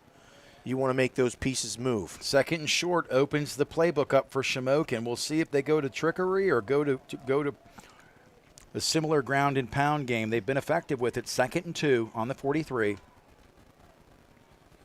Motions left to right. Timeout. Yep. Yeah. Something wasn't right there with that formation. Coach didn't like it. He called the timeout. Looks like Shamokin's probably put a few wrinkles in for this game. Absolutely. Thanks again to River Valley Internet for providing the bandwidth for our broadcast. We appreciate you. we're going to talk about maybe some out-of-town scores if we can get them to pop up right here. Out-of-town scoreboard brought to you part all season by Tie Dot and Embroidery. Thank you, Duke Fravel. Hey, for all your screen printing needs and your embroidery needs, get a hold of Tie Dot and Embroidery. Lewisburg-Loyalsock tied second quarter 7-7. We've got Montoursville down to Danville 14-0. Milton all over Bloomsburg 10-0. 20-7 is Mount Carmel. And Mifflinburg all over Shikellamy 21-0. They're getting healthy. Selinsgrove 35, Central Mountain nothing. Second down and 2. Latcha in the gun, number 3. Backs to his left and right. Once again, more motion. Dogs trying to get the front 6 set right to left. That's an unbalanced formation right there. It's another handoff around the edge. Good pursuit. Tackled from behind by Thompson. And that was going to be short. A good job of Thompson keeping that edge, not getting fooled, not getting sucked down inside. And he did his job there. I'll bet you Coach Jackson's pretty happy about that one. Big time stop on the second down. It's going to bring up 3rd down and 4, so loss of 2. Dials it back. Hats off to class of 1990 for showing out tonight. That's right, Evan Maley. Ooh, Evan Maley, Big J. So 3rd and 4, the Dogs stack in the box. Twins right. RPO over the middle. Oh, just over the outstretched hands of number 15, intended for Ben Delbaugh. He's a big target at 6'2". Yes, he is, and we're doing a little better job now on that RPO, and that play. RPOs aren't really meant for 3rd and 4; they're meant for 2nd and 4. Right, and that's why when it was 2nd and 2, I thought they'd open the playbook. Yeah, exactly. Now they're going to be smart and punt. Let's see if we can get a big return here as the rain falls here at Kent Memorial. Can you get me a number on the punter? I can. It's 52. Thank you. 52 punting. The snap is back. The kick is low, and it's a bullet. But Sweely says, I'm catching it. That's a block in the back. Oh, what a shame. Sweely is doing a nice job returning punts. That block in the back, again, shouldn't happen. It does. That's going to come back 15 yards, and it's a spot foul. Yeah, correct? Yes, it is, and so it'll be half the distance because it's inside the 20, and Bulldogs will have to go march probably 90 plus here. With 7:11, that's right, 7:11 on the clock, second quarter. It'll be 1st and 10, somewhere down inside the 10. Bulldogs up 14-7 if you're just tuning in. Punting that last kick was Blake Hockenbach. He's been doing a lot of good things for Shamokin tonight on the interior line as well. Yeah, that's a household name down here in Shamokin.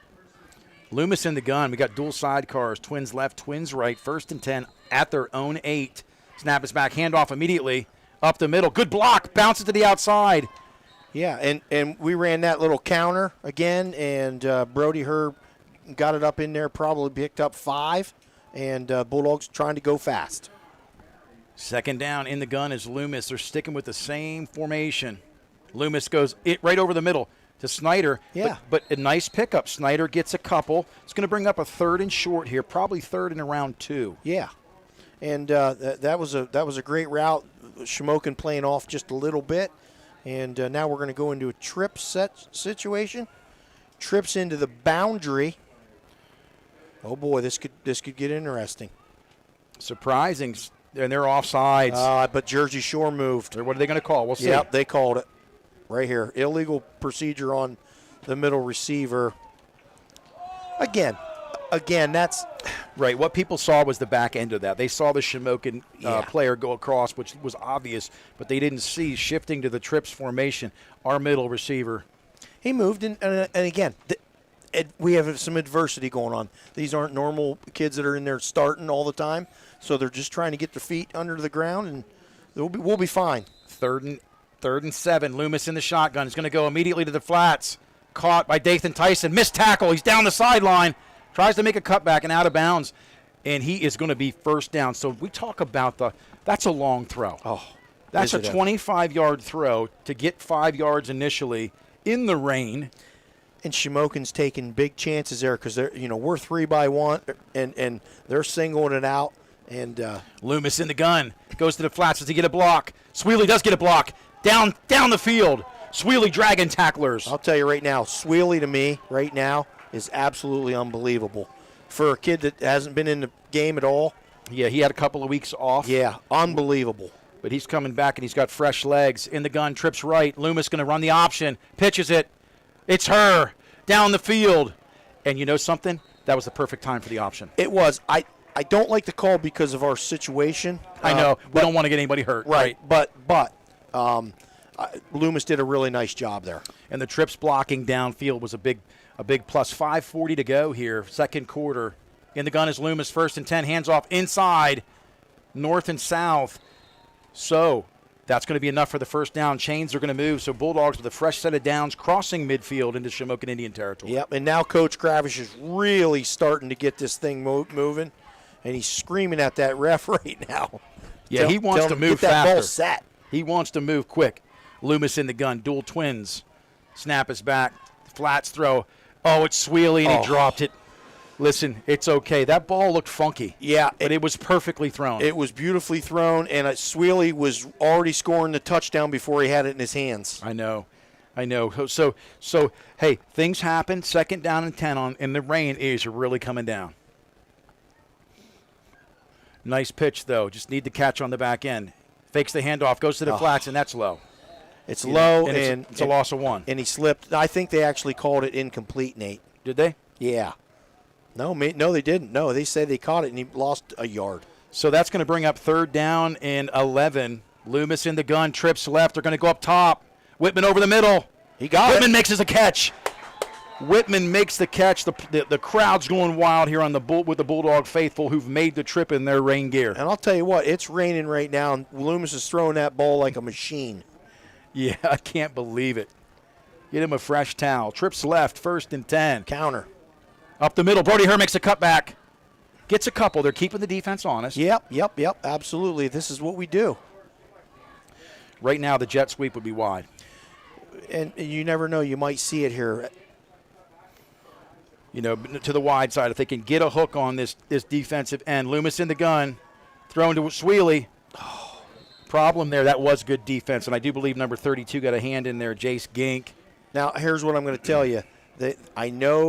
I'm sure they have a little burst play off of that action right there where they fake that and go up top. Coach Gravish really has that set up right now. He does because they were overplaying the short route there. 3rd down. There it is. Snyder, you called it, Coach Hale. Touchdown, Bulldogs, the burst route. And like I said, they were overplaying it. Coach saw it, and that was pretty cool. Well, hey, listen, Coach Hale, that's why we have the offensive coordinator with us on the air tonight.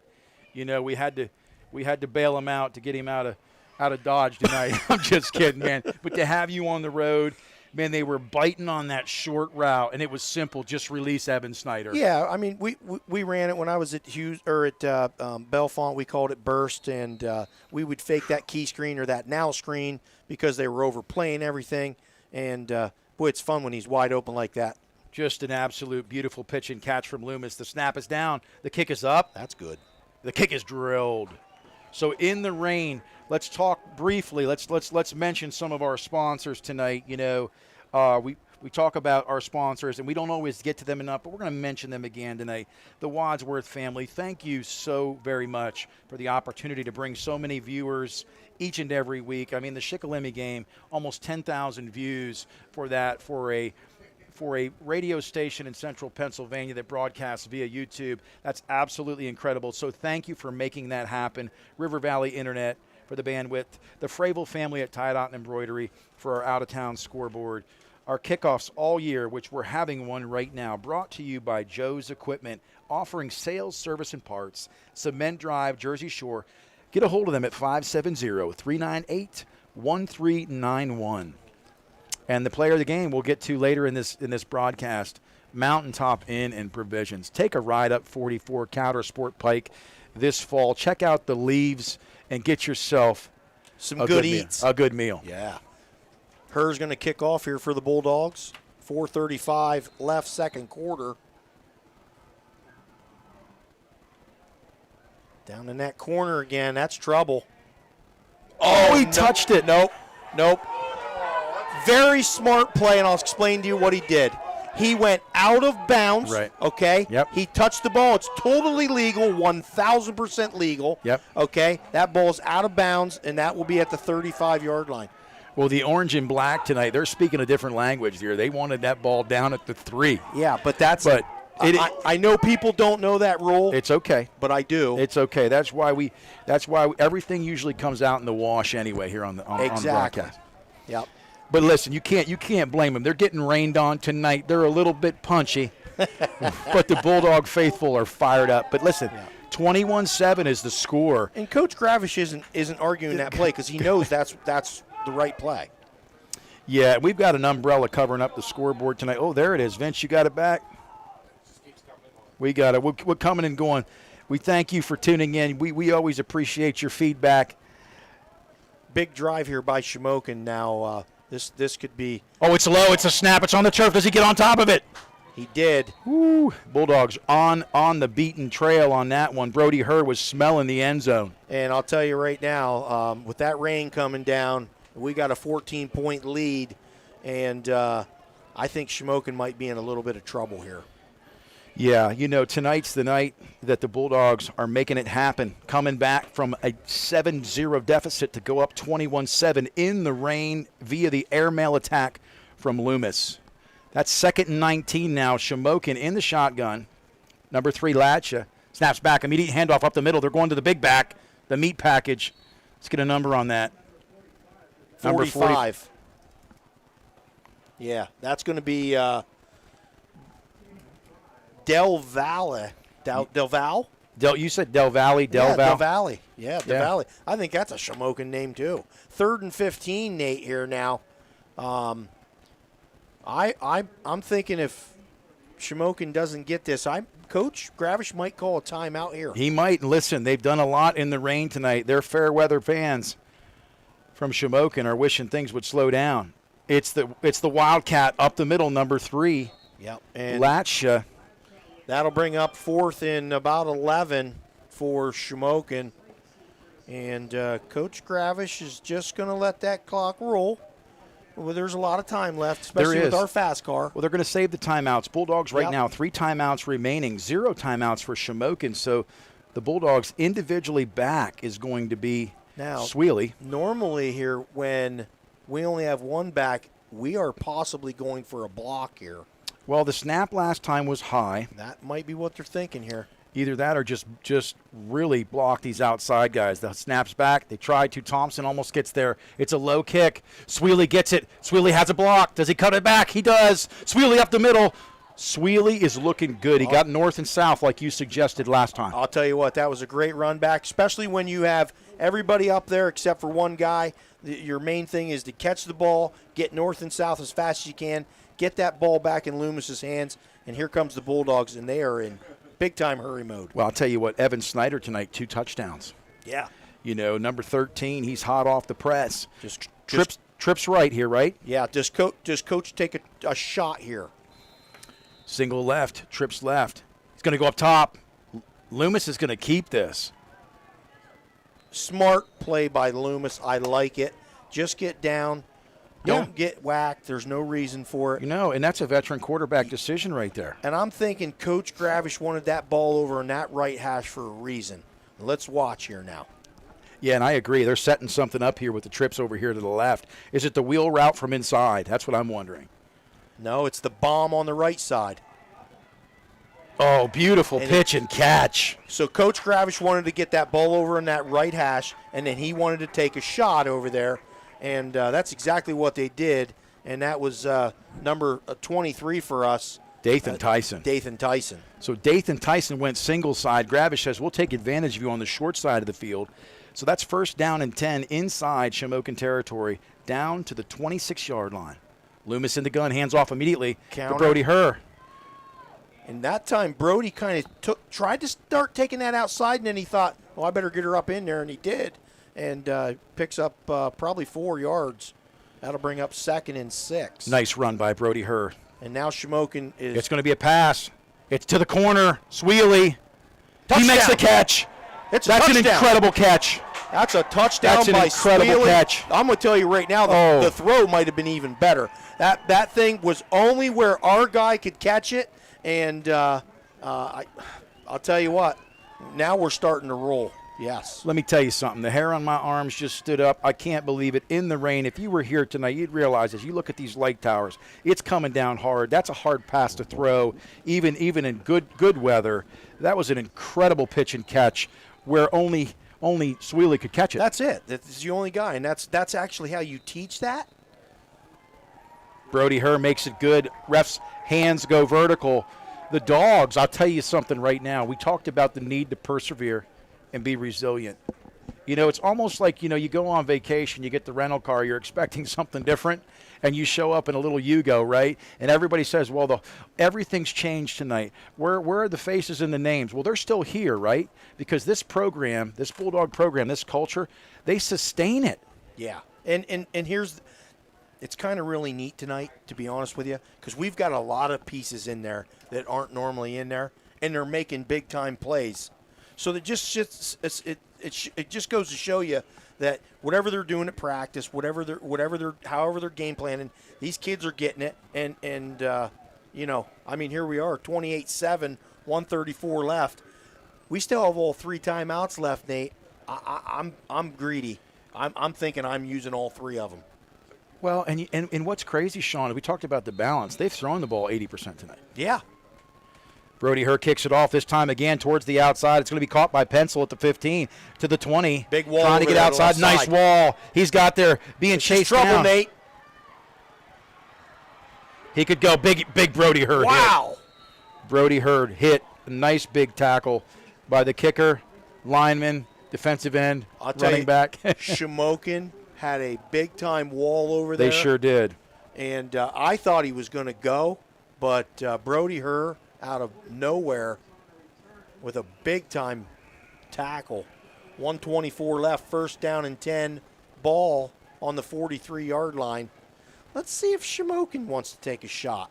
Well, Shamokin right now down 21, down 3 scores. I mean, they've got to take advantage of every opportunity. I don't know if they're going to take a shot in this rain. Snap is back, first and 10, up the middle, 32. He runs well, and he's quick. Tell you what, he is fast, and they found a little something over there. Yeah, that's Jace Gink, and, helmet comes off for number 56, Seacrest. He's going to have to take a play off. Maybe the refs didn't see it. Nope, they didn't see it. Puts it back on, and he gets down on the line. Wow. Second down and 4. Snaps back, immediate handoff up the middle, but he's met. And that right there was number 56 for the Bulldogs. Slate Seacrest on a big-time tackle on that back side. And as the rain is absolutely pouring here at All of a Shamokin. sudden, I'm hearing Toto play. I felt the rain's down in Shamokin. It is coming down. This is torrential. I don't think I've seen this kind of rain. No, and Shamokin can't night. stop the clock because they don't have any timeouts left. 30 seconds here to go. Look at Sweely and Snyder. They're fired up. They're going to try to take a crack and go deep. No, immediate handoff in this rain, and he's met. Smoked. 20 seconds to go. It's going to bring up fourth down and 4.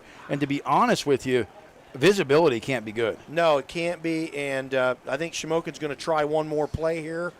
And with 8 seconds left, they're going to try to get one more snap off, Nate. And they're going to go They're going to go deep. The ball's up, and it's out of bounds. Good coverage by the Bulldogs. That's going to bring us to halftime. What an incredible half through the air for Loomis. We'll get stats as best we can to follow up. We're going to go to commercial. We'll be back after this. You're listening to Jersey Shore High School football on the Bear Country Sports Network. Everything you need in one place. Jiffy Market in Jersey Shore. Now your first choice for great hot food, breakfast sandwiches, bagels, French toast sticks, boneless wings, hash browns, garbage fries, and taco wraps. PA lottery tickets and skill games and ATM fresh-made sandwiches, meat and cheese by the pound, snacks, candy, slushies, and more. All at Jiffy Market. Everything you need in one place. Across from the post office in downtown Jersey Shore. Stop and shop. Jiffy Market in Delhi. It seems like the cost of everything is on the rise. But Erie Insurance can help make sure your auto insurance premium isn't one of them. Avoid rate increases with Erie Rate Lock. Even if you have a claim, your rates won't go up until you change your car, driver, or address. Your local Erie agent is Brigandy, Gleghorn, and Hafley. Get a quote today. Erie Rate Lock is not available in all states. Other conditions and limitations at erieinsurance.com. Go to erieinsurance.com for company licensure and product details. Get ready to hit the road with these great trips through Susquehanna Trailways. November 14th, it's the Bird in Hand stage for our Christmas dinner. November 25th, visit New York City or Atlantic City. November 29th, Americana Music Theater for the first Noel, and December 1st, the PA Christmas Show. Holidays are coming. Susquehanna Trailways gift cards are available. Make sure you're on the mailing list. Update your mailing address. 2024 tour books will be mailed in late December. Check the Susquehanna Trailways Facebook page and website for more information. What makes Taco Bell's rolled chicken tacos so good? Is it the shredded marinated all white meat chicken? Well, yeah, obviously. But it's also the 3 amazing dipping sauces to choose from: spicy ranch, warm nacho cheese sauce, and house-made daily guacamole. Now, if you need a third reason, their white corn tortillas are fried to golden perfection, which everyone knows is the best kind of perfection. Order rolled chicken tacos on the Taco Bell app. Get 1 dip for 2-pack or 2 dips for 4-pack at participating Taco Bell stores for a limited time only while supplies last. B.A. Meixel is a local residential, commercial, and industrial electrical contractor. With over 10 years servicing north central Pennsylvania, B.A. Meixel has built relationships with home and business owners in Jersey Shore and beyond. Trust B.A. Meixel's trained electricians for all of your electrical needs. Take advantage of their industry-leading warranties. Call 570-398-7837 today to find out more. B.A. Meixel Electric, a proud supporter of Jersey Shore sports. You know that Big Bargain detergent jug is 80% water, right? 80% water? I thought I was getting a better deal because it's so big. If you want a better clean, Tide Pods are only 12% water. The rest is pure, concentrated cleaning ingredients. Ooh, pass me the intercom thingy. Attention shoppers. If you want a real deal, try Tide Pods. Don't pay for water. Pay for clean. If it's got to be clean, it's got to be Tide Pods. Water content based on the leading bargain liquid detergent. It's time for an insurance review. Every now and then, you need to know you're getting the best coverage at the best price. So here's a phone number, 570-865-5191. State Farm agent Jason Eberhardt will give you an overview and make recommendations on how you can protect yourself and your family. Auto, home, life, health, property, or business, it's Eberhardt State Farm. Available online at insurejerseyshore.com. Eberhardt State Farm in their new offices, 600 Allegheny Street, Jersey Shore. 570-865-5191. At Consumer Cellular, you get the same exact coverage as the largest carriers, but for up to half the cost. Same thing, up to half the cost. Up to half the cost for the same thing. 50% the money for 100% the same thing. I hope I'm making myself clear.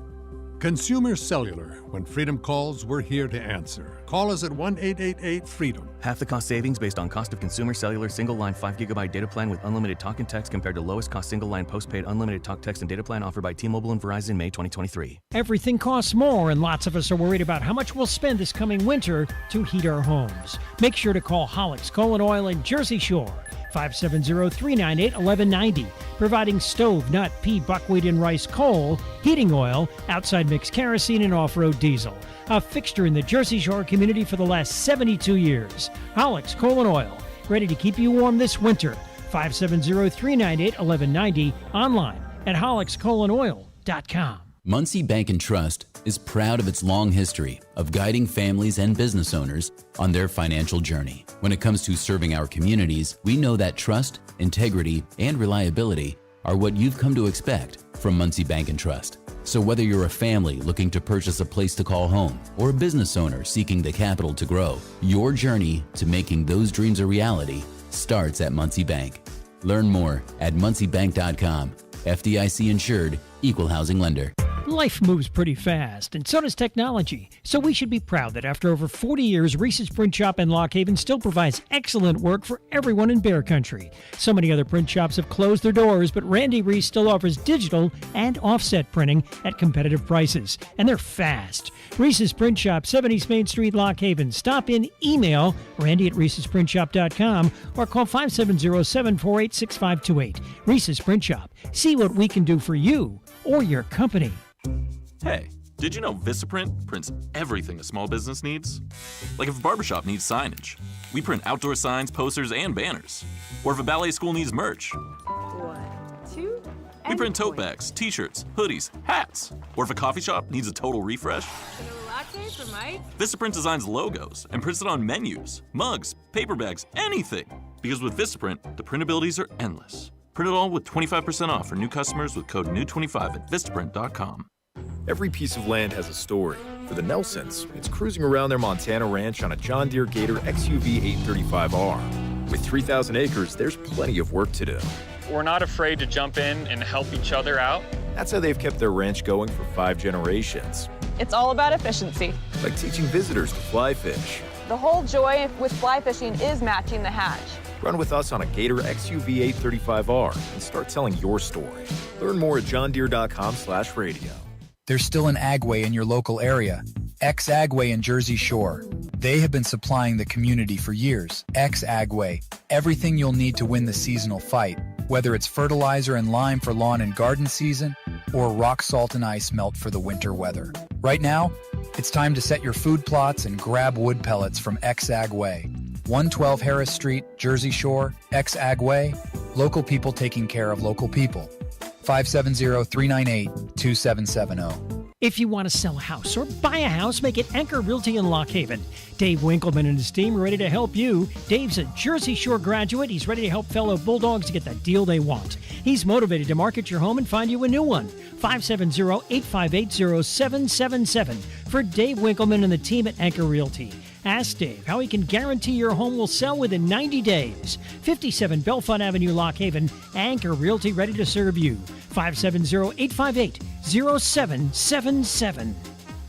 Need insurance? See Fager Insurance. Fager Insurance at 511 East Church Street in Lock Haven is an independent agency representing Erie Insurance. Fager Insurance works for you to get the best coverage at the best possible price with superior service. You are the person that counts. If you have a loss or claim, Fager Insurance will be there to guide you through the process. Fager Insurance offers auto, home, flood, business, and life insurance. Since 1964, Clinton County residents have trusted Fager Insurance at 511 East Church Street, Lock Haven. You should too. Fager Insurance. This week's Jersey Shore playoff game sponsored by Mealy Manufacturing, makers of the Pennsylvania skill games you find everywhere. Powered by Pace-O-Matic and manufactured in Muncie, Mealy Manufacturing, the skill game industry leaders. Their games provide legal entertainment to players and the opportunity to use their skills and strategies to win every time.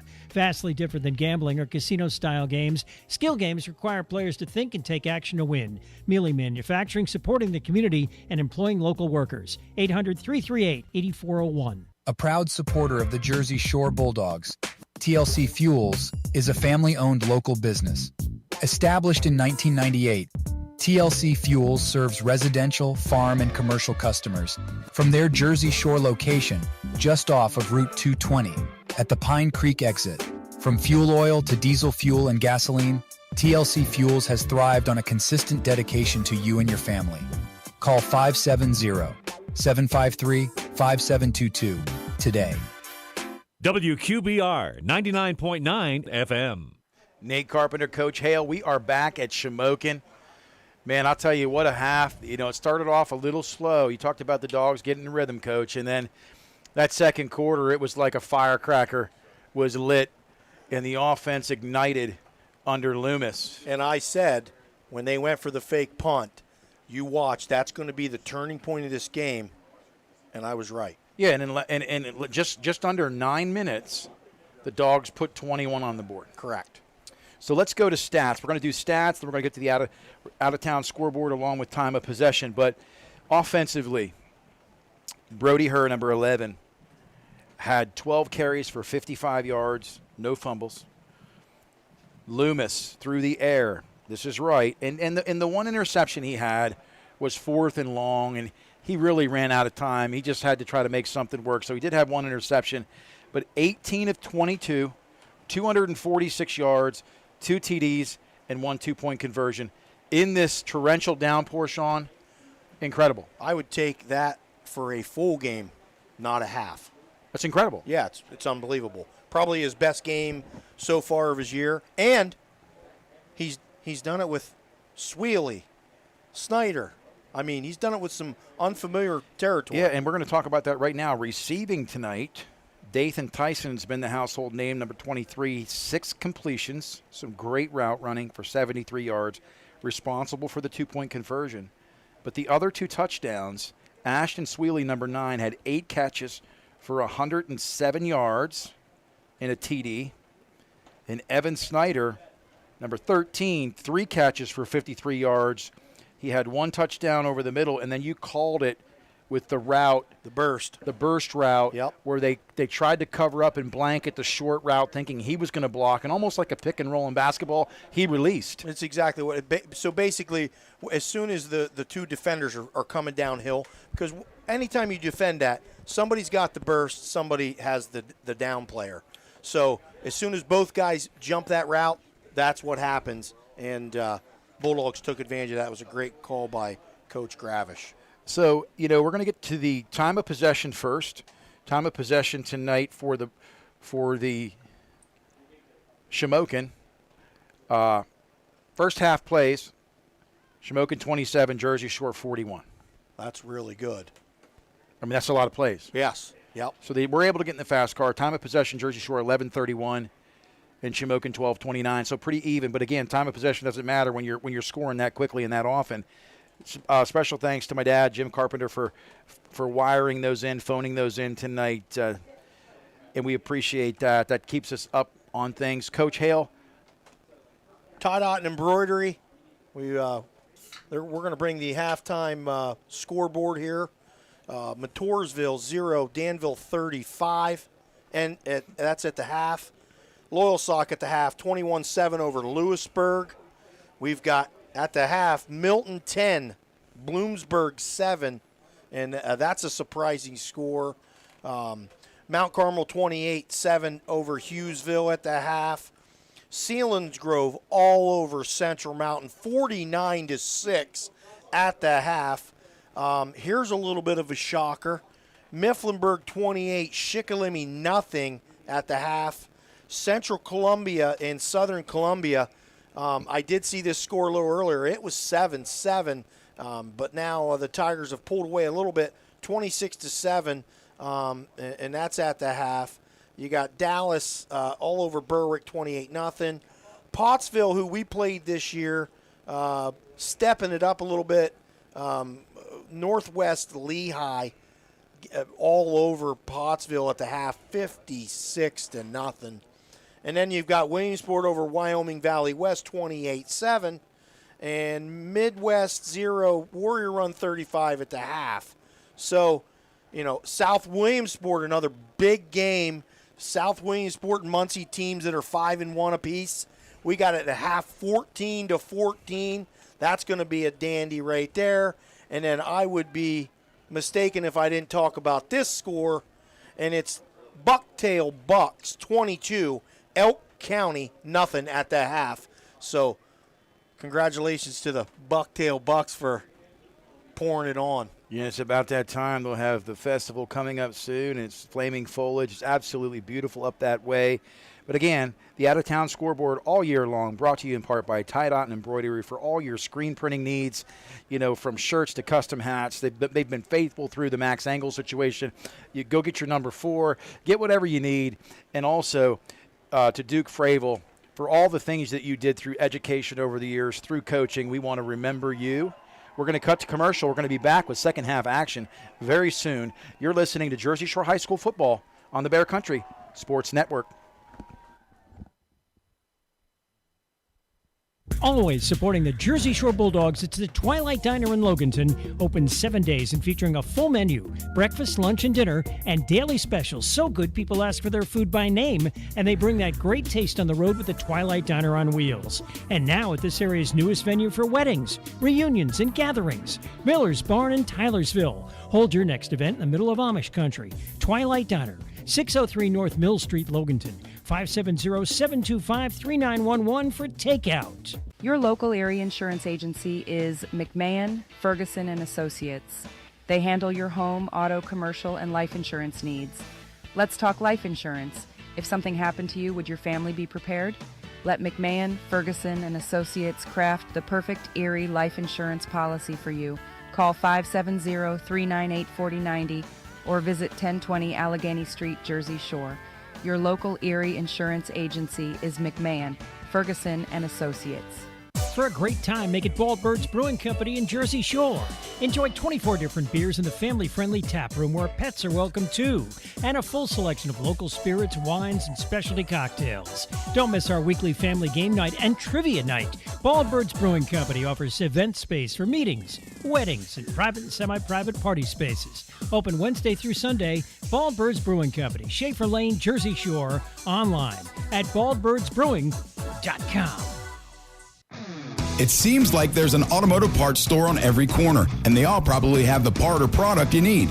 But do they know what you need? And do they know they have it? For automotive parts and knowledge, come to the automotive parts store that has automotive experience, Napa Auto Parts. The staff at Napa Auto Parts has the experience to answer your questions and make sure you get what you need. Napa Auto Parts, Hogan Boulevard, Mill Hall, and Bridge Street, Jersey Shore. Napa Auto Parts, Central PA's trusted source for automotive parts and knowledge for generations.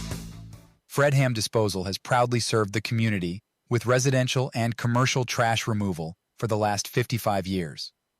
They're a family-owned company that cares about the environment and their customers, providing extensive trash removal and recycling options.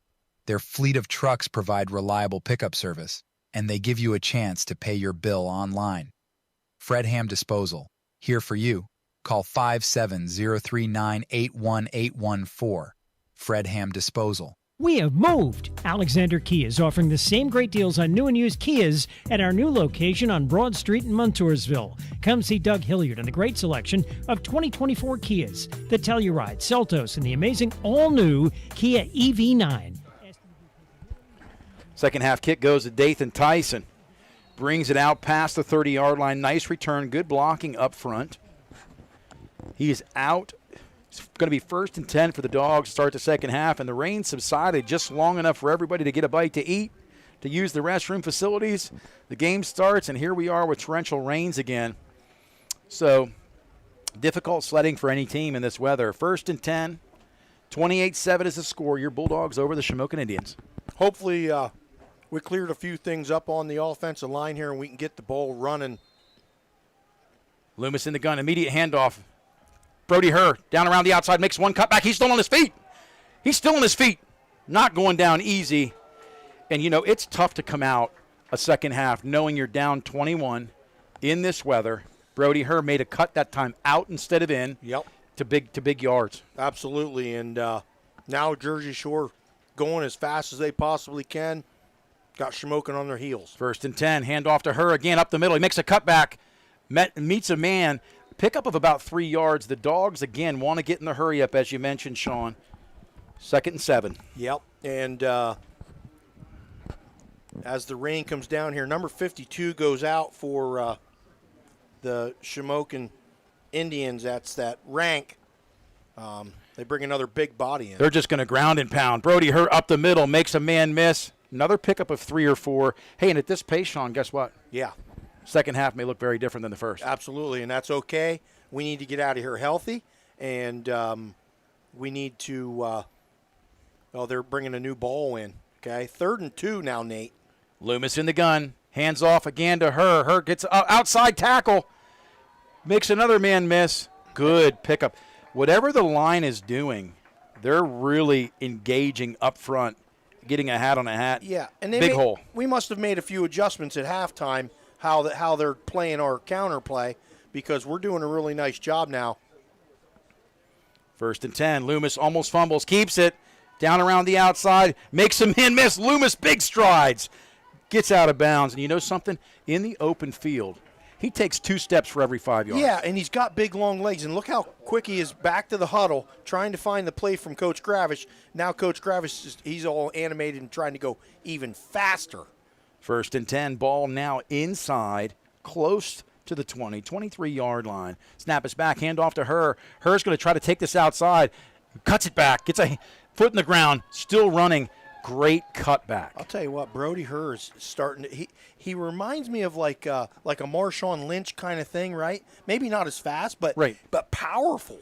Powerful, and he's learning how to get north and south. 2nd down and it's going to be jet 1. sweep. Evan Snyder, jet sweep. He's got a wall of blockers. Oh, big hit by number 4. The freshman says, not on my watch. Telling you, that safety's pretty good. He's very good. Now, I would tell you this. If it wasn't raining so hard, they'd probably fake that jet sweep and throw some kind of post, because that kid is coming downhill fast. That kid's coming downhill fast. So is the rain. 3rd down and 3. Brody Herr met in the backfield. Good pursuit up front. Tackled by number 66 and number 52. Rank. Yes. And Hockenbrock. Yep. They're going to go for it, 4th and 3. 4th and 3. Look for the sit-down route. There it is. No good. No, he didn't get it. They're saying he dropped it. Yep.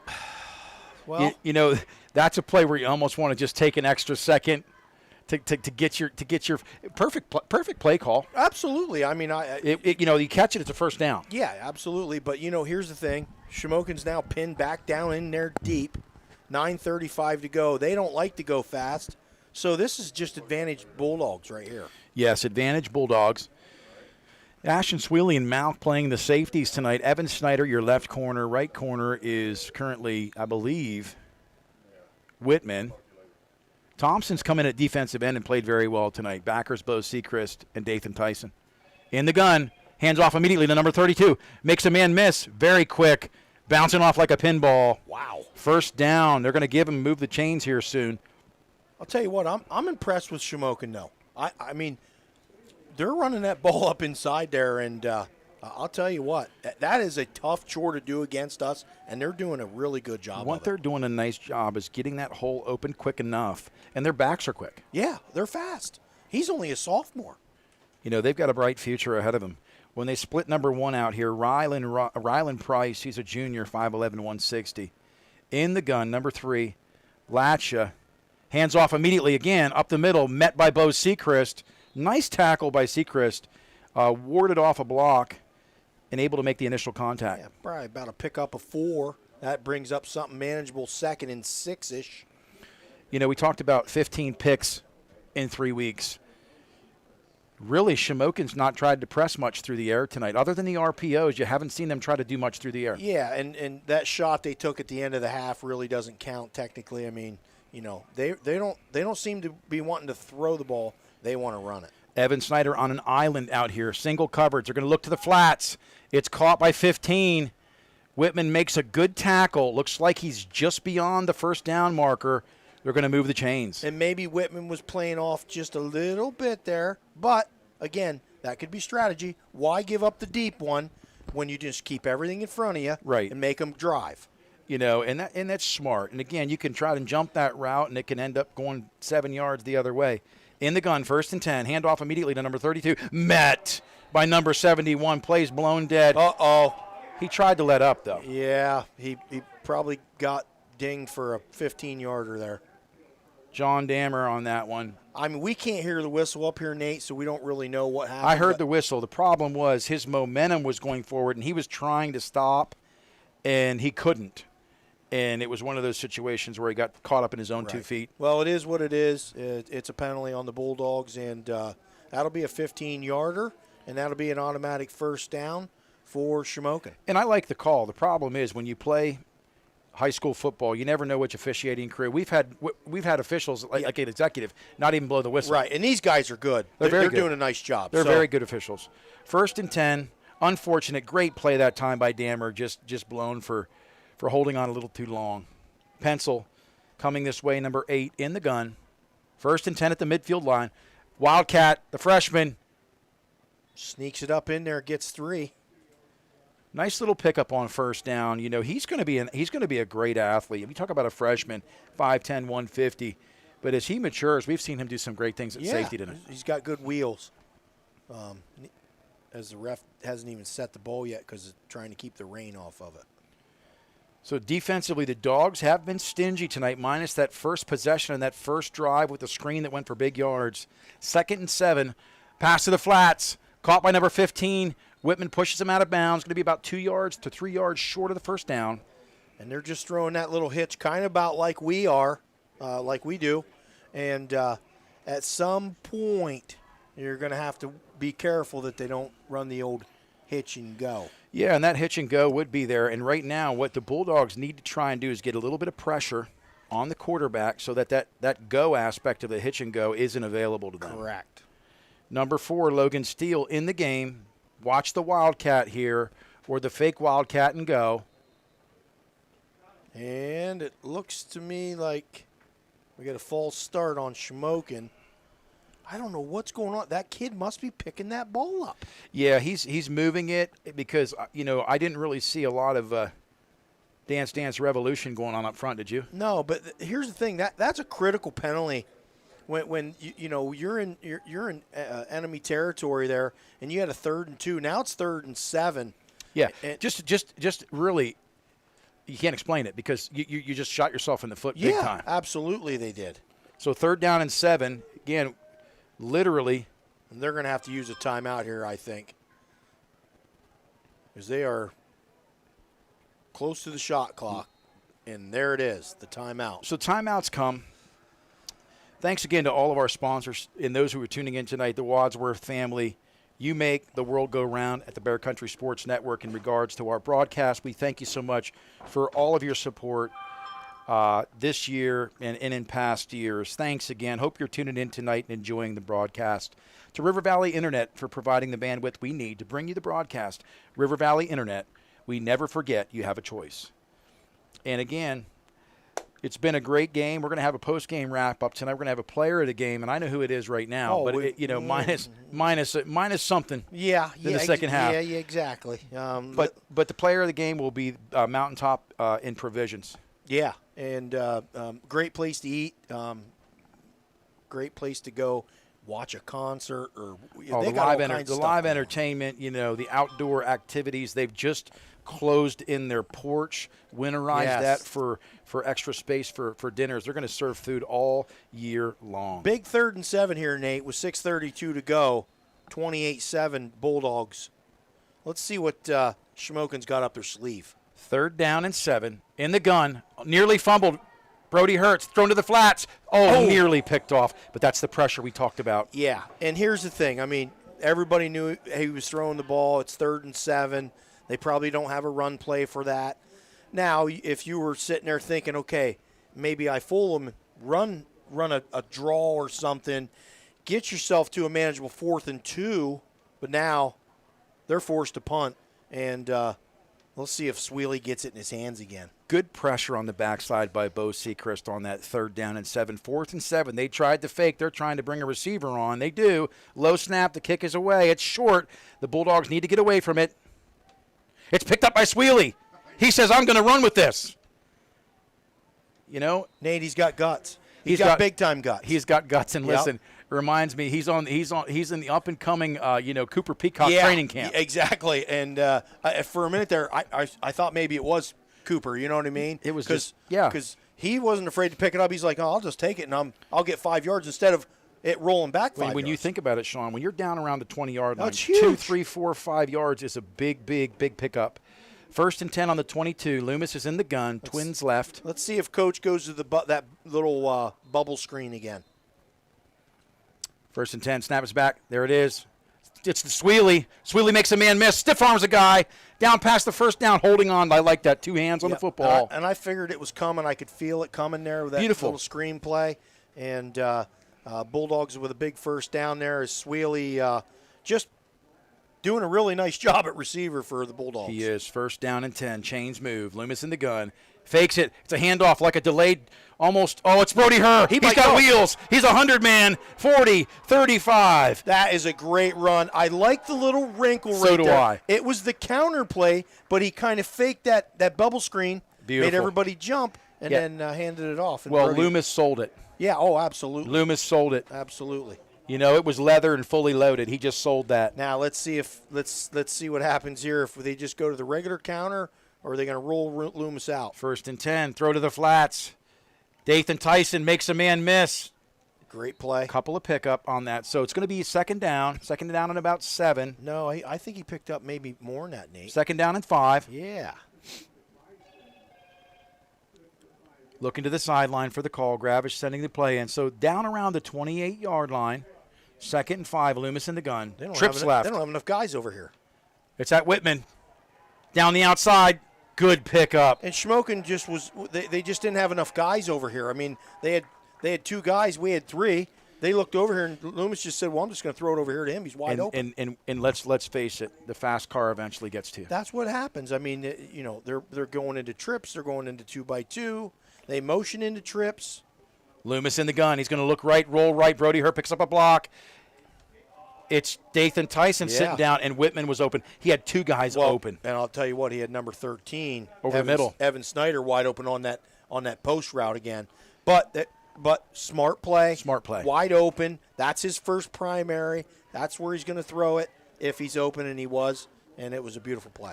Loomis looking exceptionally sharp tonight. First down. Hands off to Brody Hurt up the middle. He's met immediately, but down inside the 5. The Dogs are on the move. Second down goal here. It'll be on the ground, I assume. And it's going to probably be fake jet sweep to the right. No. He's going to keep it. It's Loomis. Oh, it's okay. All alone. And I saw how they tightened the receivers down there. Felt like it was going to go that way. Normally they run jet out of that, but that's a little wrinkle again that Coach put in. And beautiful. Worked out beautiful. We talk about Loomis. We don't like to see him run a whole lot because as a quarterback, you don't want your guys getting dinged up. But Loomis made a great decision there. It's a planned quarterback, basically keeper the whole time. Absolutely. And I'm just really impressed about the rhythm and the sequence of getting into tempo tonight. It's like I said, that fake punt, once that happened in the game, it really changed the complexion of this game. Brody Hurt's kick once again, pure. He's been on the field all night long. He's an animal in the weight room. So hats off to you, young man. The Bulldogs, it's 35-7, 4:38 to go here in the third quarter. We've seen some torrential rains tonight. Right now we see a slight break in the action. Yeah, a little bit of mist here at Kent Memorial down here in Shamokin, and really glad to see now the Bulldogs kind of open this thing up. They're up 28. I bet you any money Coach Gravish would like to get this to 35, get that clock running, and get out of here and get some more guys healthy and come out of this Kent Memorial here with a win. You know, what has impressed me most is the Dogs went down 7-0 tonight. And it took a couple drives to even get points on the board. Even when they did, the PAT was missed. They were still down 7-6. But like you said, from that fake punt stop till now, it's 35-7. Kickoff is to Pencil at the 10. Looking for a cutback, and I'll tell you what, the Dogs just pursued. That time they tried to set that wall up to their bench again. We had somebody break through it, make him stop, and as soon as that happened, we swarmed on him like bees. Oh, it was a party, and everybody was invited. Yeah. And they didn't even have to RSVP. I'm telling you, the Dogs look hot tonight. I'm serious. You know, coming on the road. This is the third week on the road. Your team's banged up, and all I can say is just so impressed by the poise. Adversity. We talk about it all the time. And it shows the character on this team, the captains on this team, what it means to be a Bulldog. Absolutely. 35-7, 4:30 to go in the third quarter. Snap us back, handoff immediately to number 32, and they have this one snuffed out. Yeah, now you're starting to see Jersey Shore lean a little bit on Shamokin, and they're not picking up those big chunk yards up in the middle. Shamokin doesn't really look interested to go real fast here. I think they're probably in a little bit tired mode. And, here at 4:09 left in the third quarter, looks to me like the Bulldogs are starting to really take this one over. Yeah, the Bulldogs looking really, really tough here. It's resilient in the second half. Second down and 9, only a pickup of 1 on the last play. In the gun is number 3, Latche. Snap and handoff. No, it's RPO over the middle to number 15. He's been a hot target all night. That's Ben Delbaugh. And again, that's okay. Keep everything in front of you. Don't let a bomb happen, and just let them keep trying to matriculate. and eventually they'll probably make a mistake, and hopefully they'll punt the ball to us. Well, last week we saw at Executive Charter down there as we traveled with Charlotte and Claire on the road. It was a great night. You know, we had a great night, but they let a couple of deep balls go. Yep. It ended up in big plays. So 1st and 10, chains do move in the gun. Snaps back. It's the inside handoff to Pencil. Nobody home. Yes. Oh, we snuffed it the out. The Bulldogs are there. Big time hit. And I am so impressed. Bo Sechrist absolutely came in there and just annihilated. And that was 53, too, on that play. Yeah. Preston Beatty bringing the free dental. I'll tell you what, that counter play, I know I saw Jersey Shore working on that all week long. And I know Coach Jackson was a little nervous on it, but I think he did a pretty good job of coaching that one up. Wow. And, you know, he's been playing football for about a year and a half. You consider this year the half. Great tackle. Not fooled. Stayed at home. Kept the outside containment. 2nd down and 14. Where's that screen play at, Nate? Fakes over the middle. Oh, good pursuit by Sweely. Sweely said, not this time. I'm not giving you 10. You know, and it's funny. They go to the RPO again. They get it to manageable 3rd down.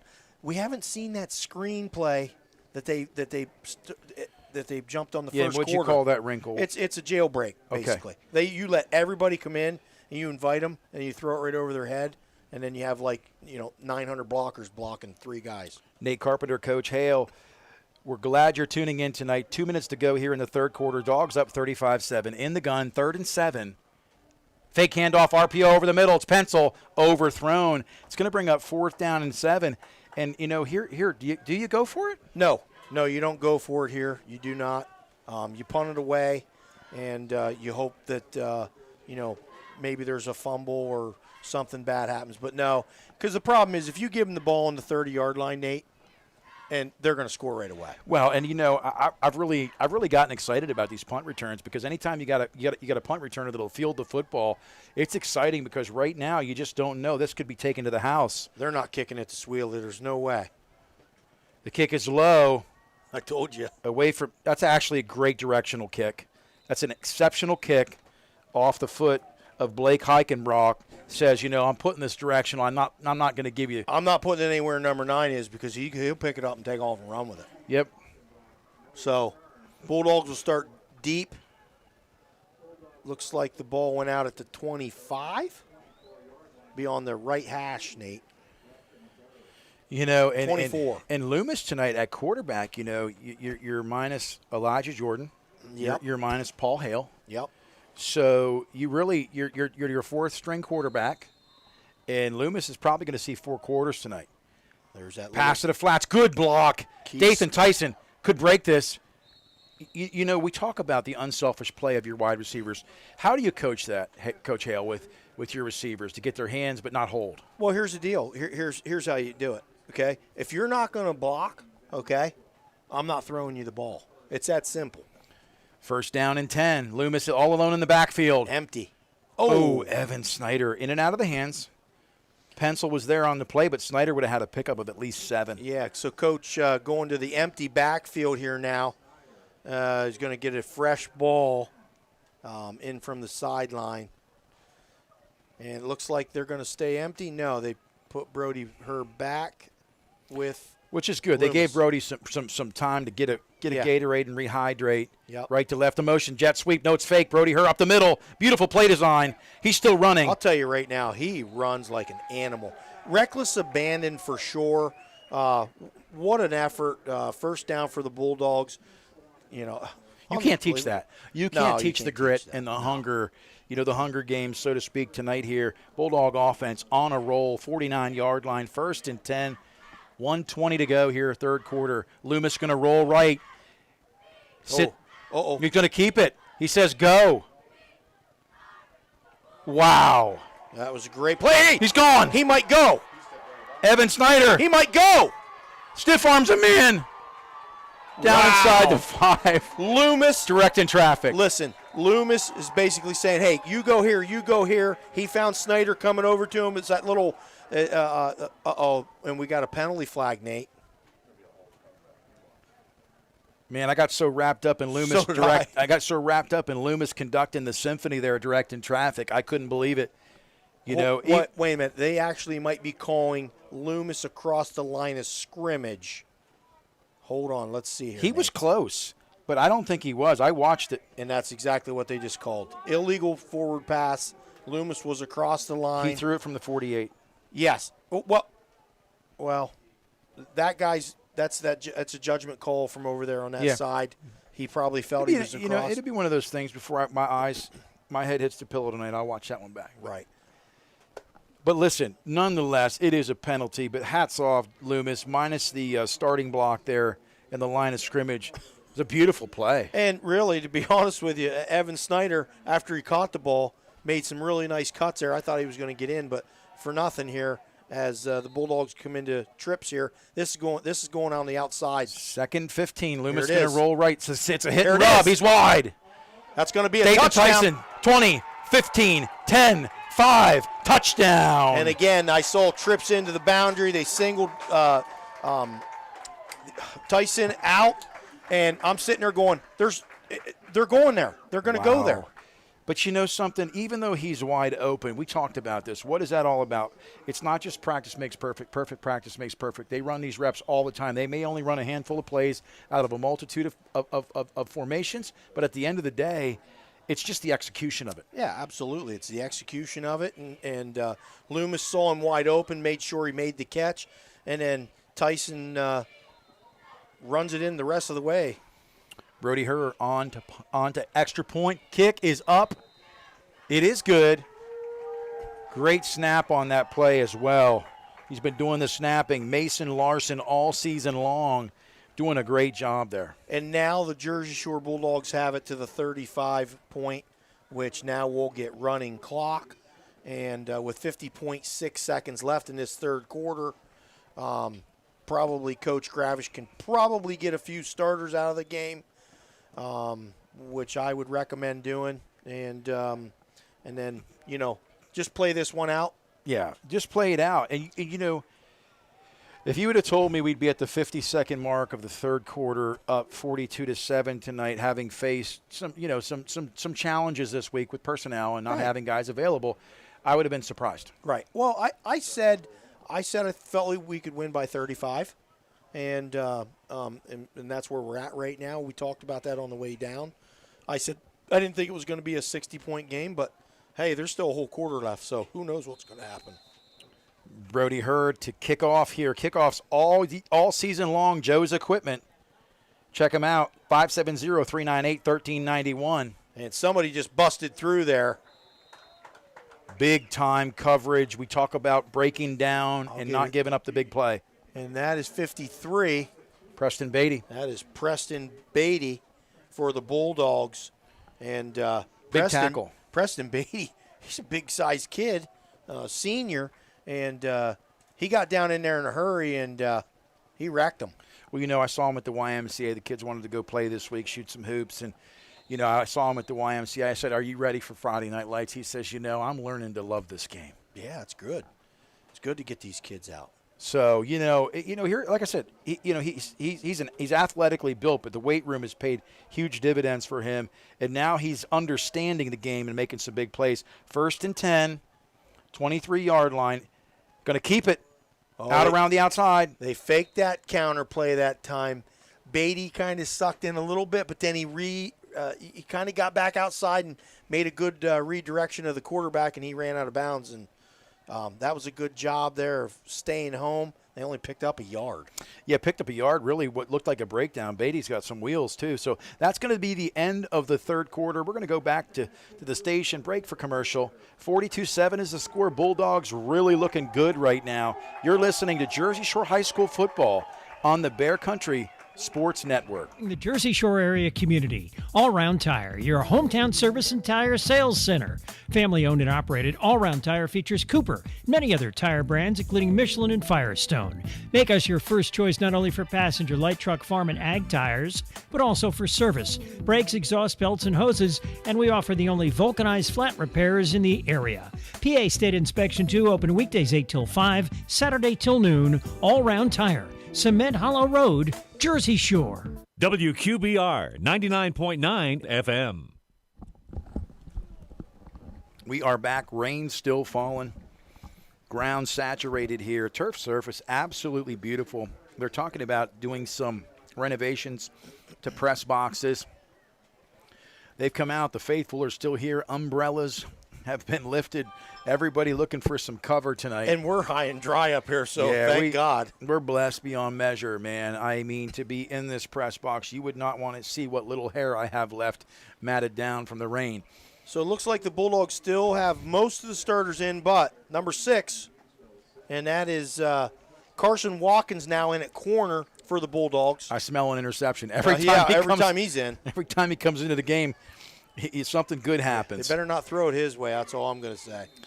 In the shotgun, 2nd down and 10 on the 22-yard line. Inside handoff. He's got wheels. Tell you what, they got that ball rolling up inside there. And you know what? You can see how it materializes. Yes. It's they fluid. build a wall. It's beautiful. They kick it out, and then that kid knows his path, and he runs it hard. And that was a great pickup for Shamokin there. Gets it to a manageable 3rd and 1, Nate. Oh, yeah, and they got some big guys up front. You know, I'm looking right now. You know, they got a 316 and a 340. That doesn't hurt. No, they're big. 3rd down and 1. They didn't move the chain. See if the Dogs can bring the heat. Handoff up inside. Oh, bounces to the outside. And Bo Sechrist came from the back end just ablazing. I mean, Bo Sechrist is playing that, what I call that Willie spot, and he ran him down from that backside. It's unbelievable. And it looked like everybody else was in slow motion in a standstill. He was just flying to the football. Now we got sophomore Luke Ryan in the game at safety as Sweely came off, and now we'll see how that goes. Twins left. I like the substitutions though, Nate. Getting fresh legs in there, keeping the guys healthy. Snaps back inside handoff. Big man. 45 is met. He is met. Number 42. Or was that 45? No, that was 45. 5'9", 195. And he got hit hard. And that was is that Aiden Evans in the game for the Bulldogs, the junior?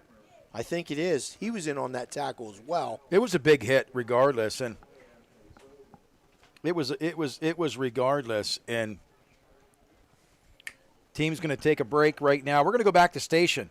You're listening to Jersey Shore High School football on the Bear Country Sports Network.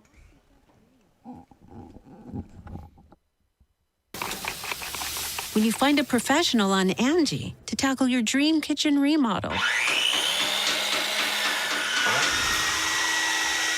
Connect with skilled professionals to get all your home projects done well. Inside to outside, repairs to renovations. Get started on the Angie app or visit Angie.com today. You can do this when you Angie that. Boot Barn honors a Western legacy built by those who persevere through resourceful determination. Ariat honors that same legacy by bringing innovative technology to classic pieces. Driven by a dedication to the craft, Ariat blends timeless Western artistry with advanced performance features for the modern cowboy and rodeo athlete. Out west, ingenuity is second to none. Ariat at Boot Barn. Discover, this is Danny. Hi, it's Jen Coolidge. I just want to thank you for making me feel so special. I earned cash back on debit for my dinner party groceries. That's great. But with Discover Cashback Debit, we give everyone cash back on everyday purchases. Anything else I can help you with? Are you hungry? 'Cause everyone left after the asparagus sorbet. Introducing Discover Cashback Debit, a checking account with cash back. It pays to Discover. Eligibility and terms at discover.com/cashbackdebit. Discover Bank, member FDIC. Nate Carpenter, Sean Hale back. Del Valle gets up under his own free will. Met inside that time on that play by the front line of the Bulldogs. And it was a good, clean hit. But, you know, it is football and things happen. And Dammer in on that tackle. Yeah. Along with Walker in that front line. That was just one of those plays where Shamokin's had some speedy backs.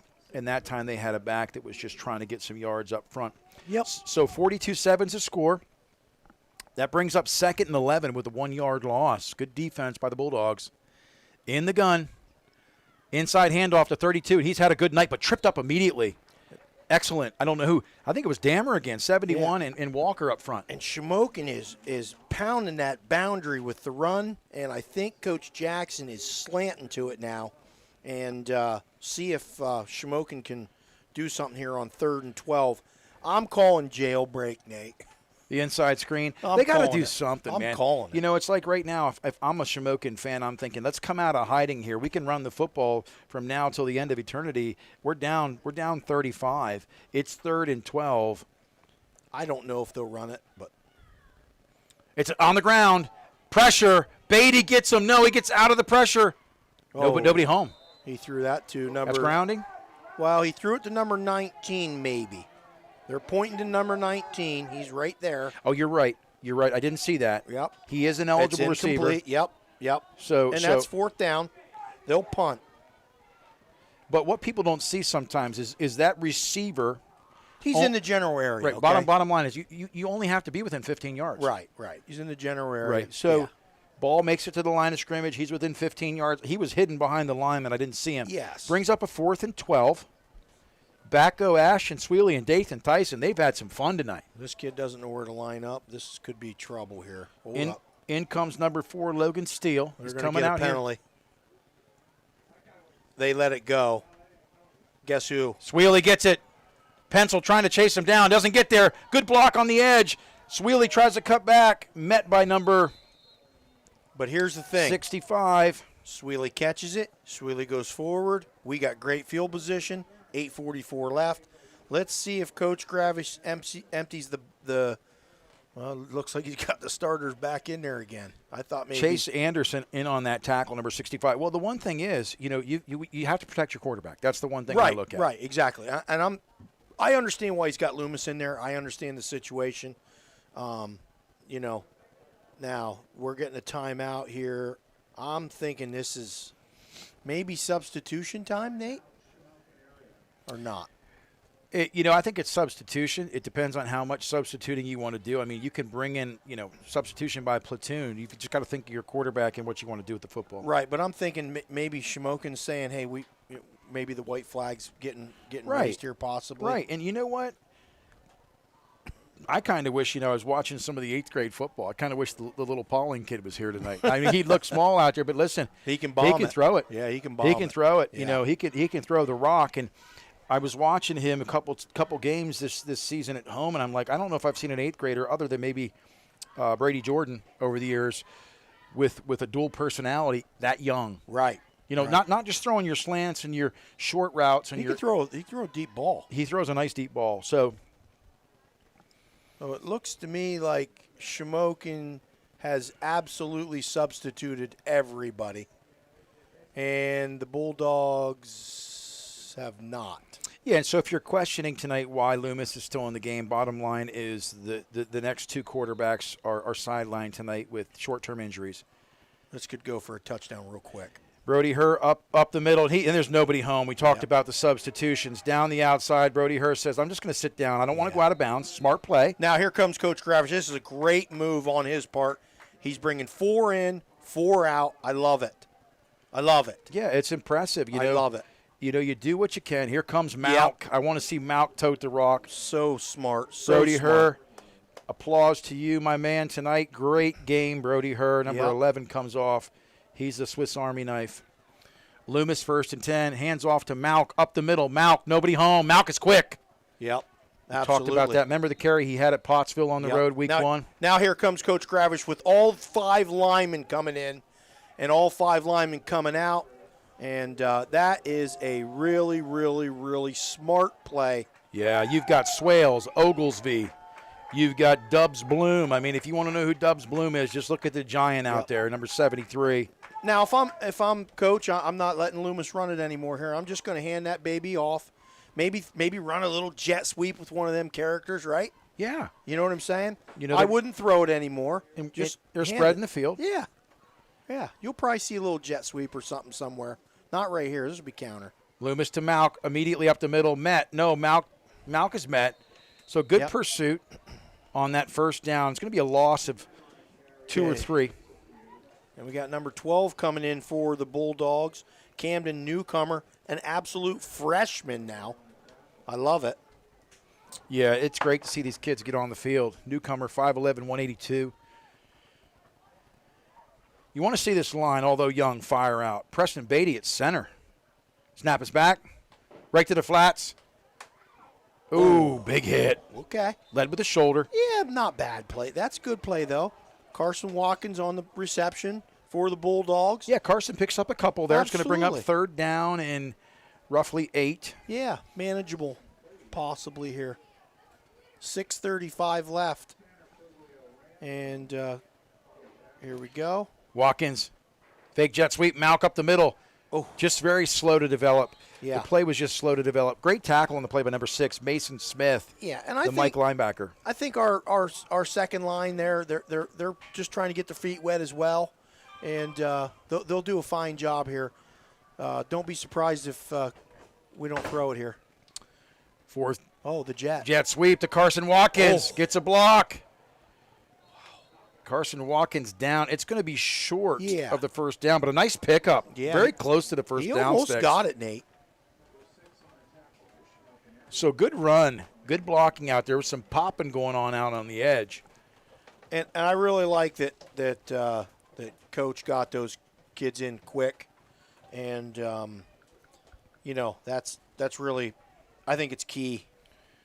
We'll get to some out-of-town scores here in just a minute. 1st and 10, the Shamokin Indians take over on the 4th down, non-conversion. Thanks again to the Wadsworth family for the support year in and year out. Camden Newcomer in at corner. In the gun, Shamokin 1st and 10. Handoff immediately, and he's met.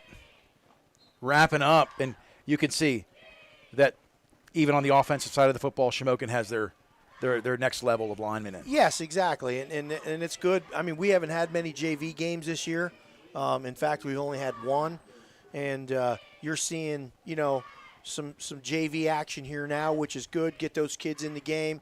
They work hard all week long as well, and I love to see them get in there and let them run around a little bit. 2nd down and 13. Rain still falling. Shamokin in the gun.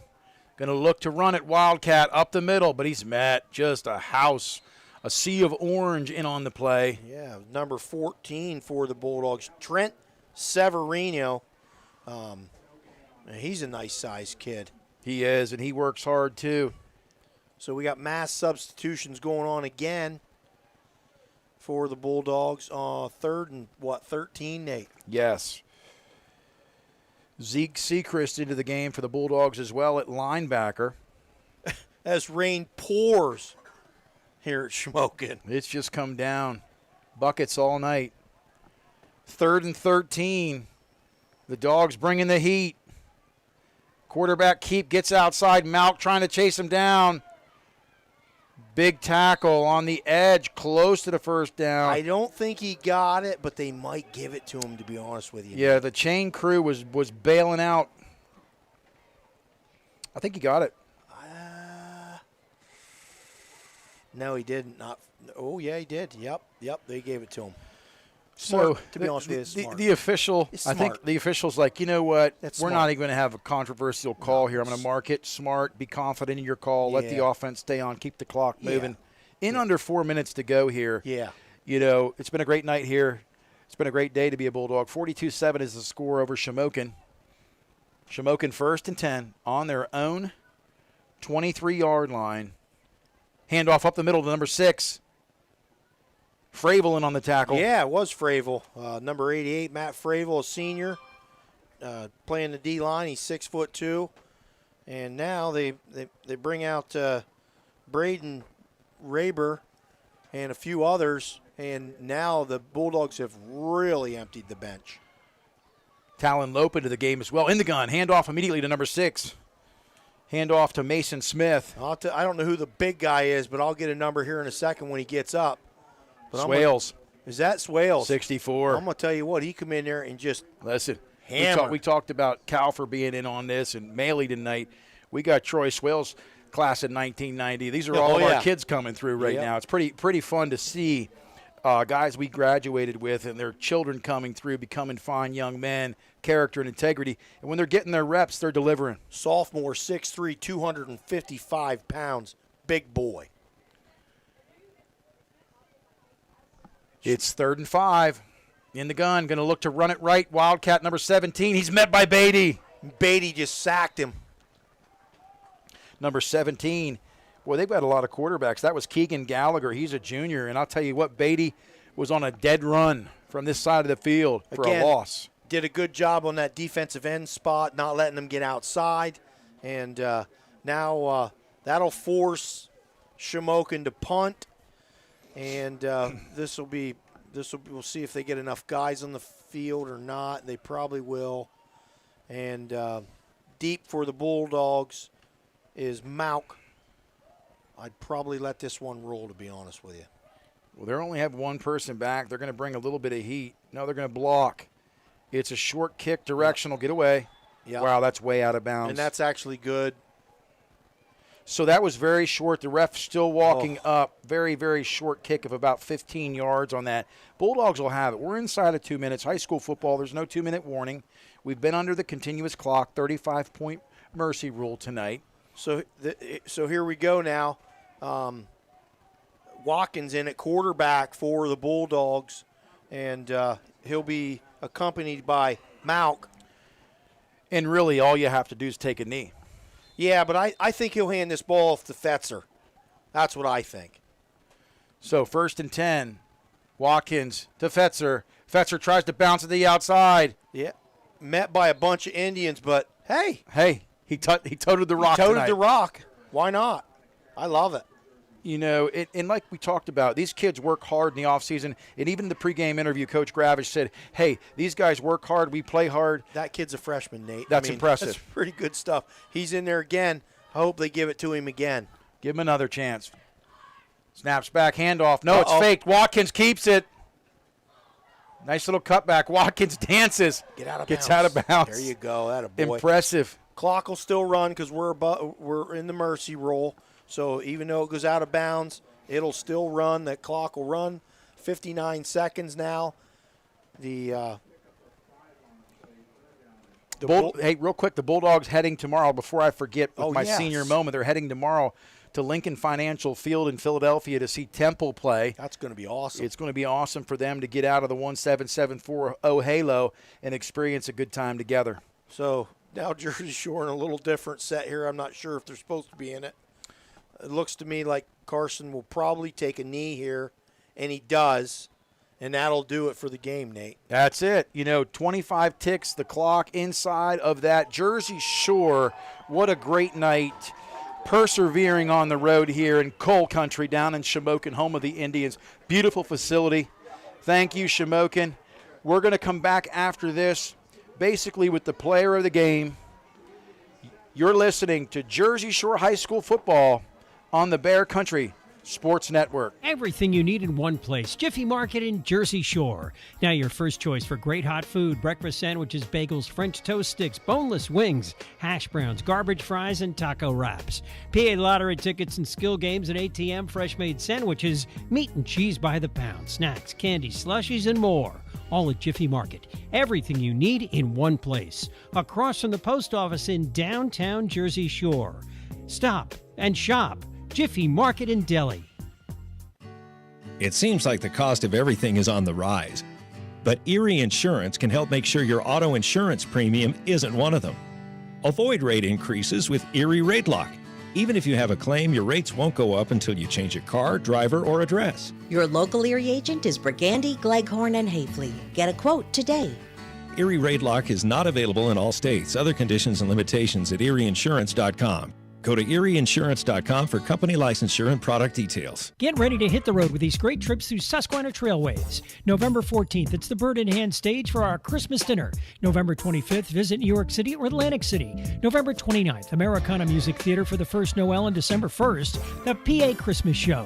Holidays are coming. Susquehanna Trailways gift cards are available. Make sure you're on the mailing list. Update your mailing address. 2024 tour books will be mailed in late December.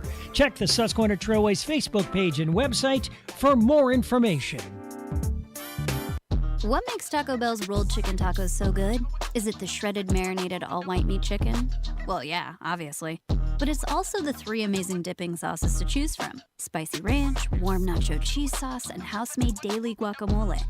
Now, if you need a third reason, their white corn tortillas are fried to golden perfection, which everyone knows is the best kind of perfection. Order rolled chicken tacos on the Taco Bell app.